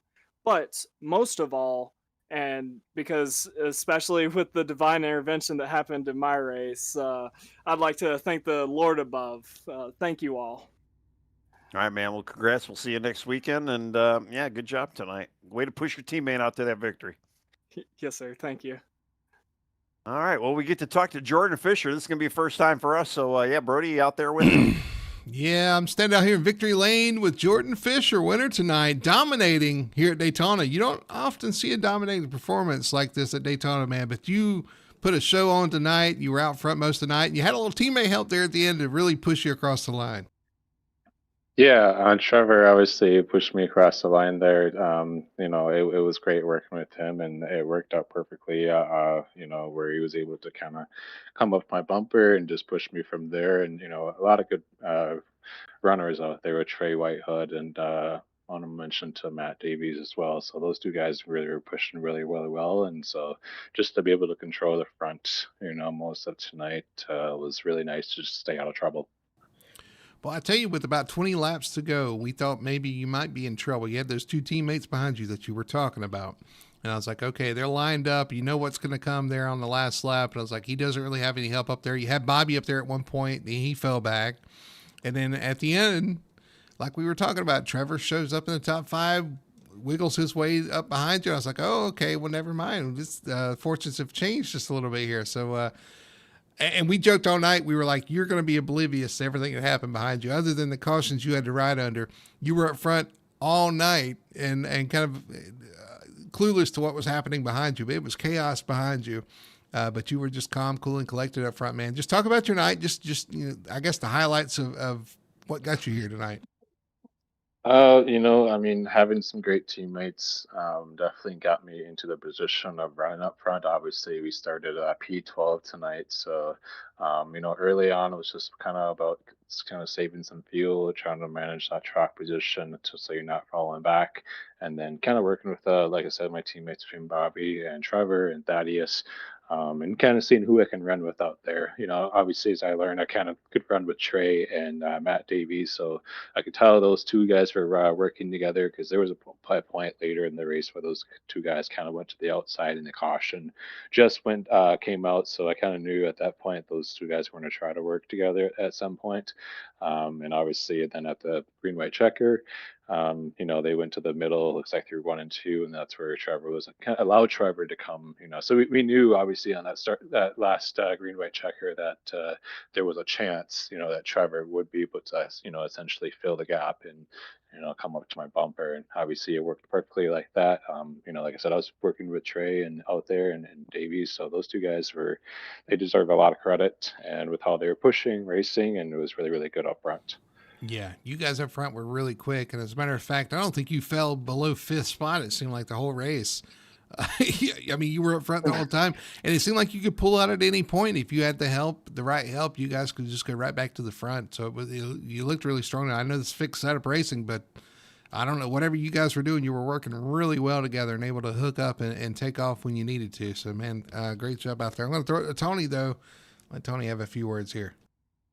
Well, I had some questions, but you already kind of answered for them. Yeah, I mean, yeah, Matt, Matt Davies behind you, and Trey both. Yeah, they were doing a great job of pushing you. I almost kind of feel like one of them maybe pushed you out to the lead, got you back out in front when they could have maybe sold you out at that point, and that may have been the nail on the coffin, so to speak, on your win there, where you were able to kind of push it through. But man, overall race, I mean, you had a great run tonight. I mean, you can't beat it. Yeah, like Brody said, you're up in the top 5 all night. I mean, again, not really a question, just a little congratulations there, man. Way to win out the opener here, and I know you're new to us, so I don't know how new you are to the league, but man, if you're new to the league, you definitely made a name for yourself tonight. Yeah, it's awesome to make a name for myself, especially the first week of the season like this, and I look forward to the rest of the season here. Obviously new to the league, but obviously just grateful to be running for VRN with the band, the guys with Thaddeus and Trevor and Bobby. So just grateful for the opportunity. So I'm really excited to see what the league has to bring rest of the season, and ultimately I know we did have a lot of green or a lot of yellows, but I do kind of expect that to clean up as the season goes on. So the racing should definitely get really, really good. So, Yeah, absolutely, man. Yeah, Yep. what a performance tonight. You are on fire. We got a Coda next week, a road course, something completely different. And we're going to see that all season. We'll see how everything rolls out and how everybody performs there. But you've started off strong here and made a statement that we're probably going to be talking to you quite a few times here tonight or this season. So congratulations on the win, man. Awesome job out there. I'm going to throw it to you, though, and let you do your shout outs and your sponsor plugs here. yeah, I want to thank, like I said, the band guys, being Thaddeus, Bobby, and Trevor. Just wonderful people that continue to give me this opportunity. I want to thank Chris Lewis, my spotter tonight for TI Racing. I want to thank the community and Fish Speed Breaks. I offer coaching. I offer track guide videos weekly based on the officials and the A class fixed. So that's always cool to check that out on the Vortex Racing Network on YouTube. And thanks again for everything you guys do putting on this amazing broadcast. All right, I appreciate it, man. That's one thing I don't know, Tony. Yeah. How do we let that slip? We were going to I know, ask right? you, what is Fish Speed Breaks? I want you to expand on that just for us and maybe for somebody listening out there. Fish Speed is kind of it's a community that I've started back sometime a little bit last year, and basically, so I have 7 coaches, and we offer, like I said, the weekly official track guide videos like on YouTube on the Vortex Racing Network, and then obviously within the Discord, anybody can join the Discord. I have all the tracks listed out, and there's notes for every single track. There's no secrets. Garage 61 available for all the drivers to learn to become faster. So that's kind of what I'm offering within Fish Speed, where we're looking to help people become faster. We're competing with Makoni, set up shop with the 8 fixed times. We're putting better times out there than them and everything. So we have a lot to offer, and just looking to help people become faster. Very cool, man. Like I said, we were asking ourselves that question mid race, so we're learning something, and maybe somebody out there is hearing that, maybe can use your services as well, man. So congratulations on the win tonight, man. Awesome job out there, and we'll see you next week at Coda. Thanks, guys. Fear the fish. All right, there's your winner tonight, Jordan Fisher taking the win here tonight at Daytona. Tony, an exciting, eventful night tonight. But Fisher, he was calm, cool, and collected up front. He has no clue. You have to go back and watch the replay because he has no clue what's going on behind him. He had the least eventful night on everybody. Yeah. He saw was calm. Clean track. Yeah, right. Yeah. Well, the car looked calm. I mean, yeah, he had actually no the car out of everybody. He was just straight as an arrow, just kind of leading out front and just kind of chilling out. And he had a lot of help from behind with pushers and whatnot. Obviously, his teammate got it done at the end for him and helped him get it done at the end. But yeah, just seems like a good dude. He's coaching as well, so trying to make more speedy guys out there. So yeah, it's a awesome way to win tonight. Well, Daytona is now in the rearview mirror with Jordan Fisher, your winner. We've got an exciting season of racing with the Apex Cup Series here on Full Throttle Television every Tuesday night, 9 p.m. You can catch the action right here. You don't want to miss it. Next week is Coda. Coda should be a lot of fun. I want to see what these guys can do on a road course, and I'm sure we're going to have some new names pop up towards the top that are better on road courses than they are some of the other tracks. So the difference in tracks are going to be a lot of fun. The different drivers we're going to talk to are going to be a lot of fun, and the racing is going to be exciting like it was tonight, man. So I'm looking forward to it. It's been a lot of fun tonight here at Daytona, but that's going to do it for us here from Daytona International Speedway, where Jordan Fisher has taken the checkered flag for Full Throttle Television. And Tony Solari, my name is Bertie Hanna. Thanks for joining us. I hope you guys enjoyed it. And everybody in chat and watching on, thank you very much. Remember to like and subscribe if you like what you're seeing. We're trying to get to 1,000 subscribers, so we'd love your help there. But that's going to do it for us. We'll see you next week from COTA.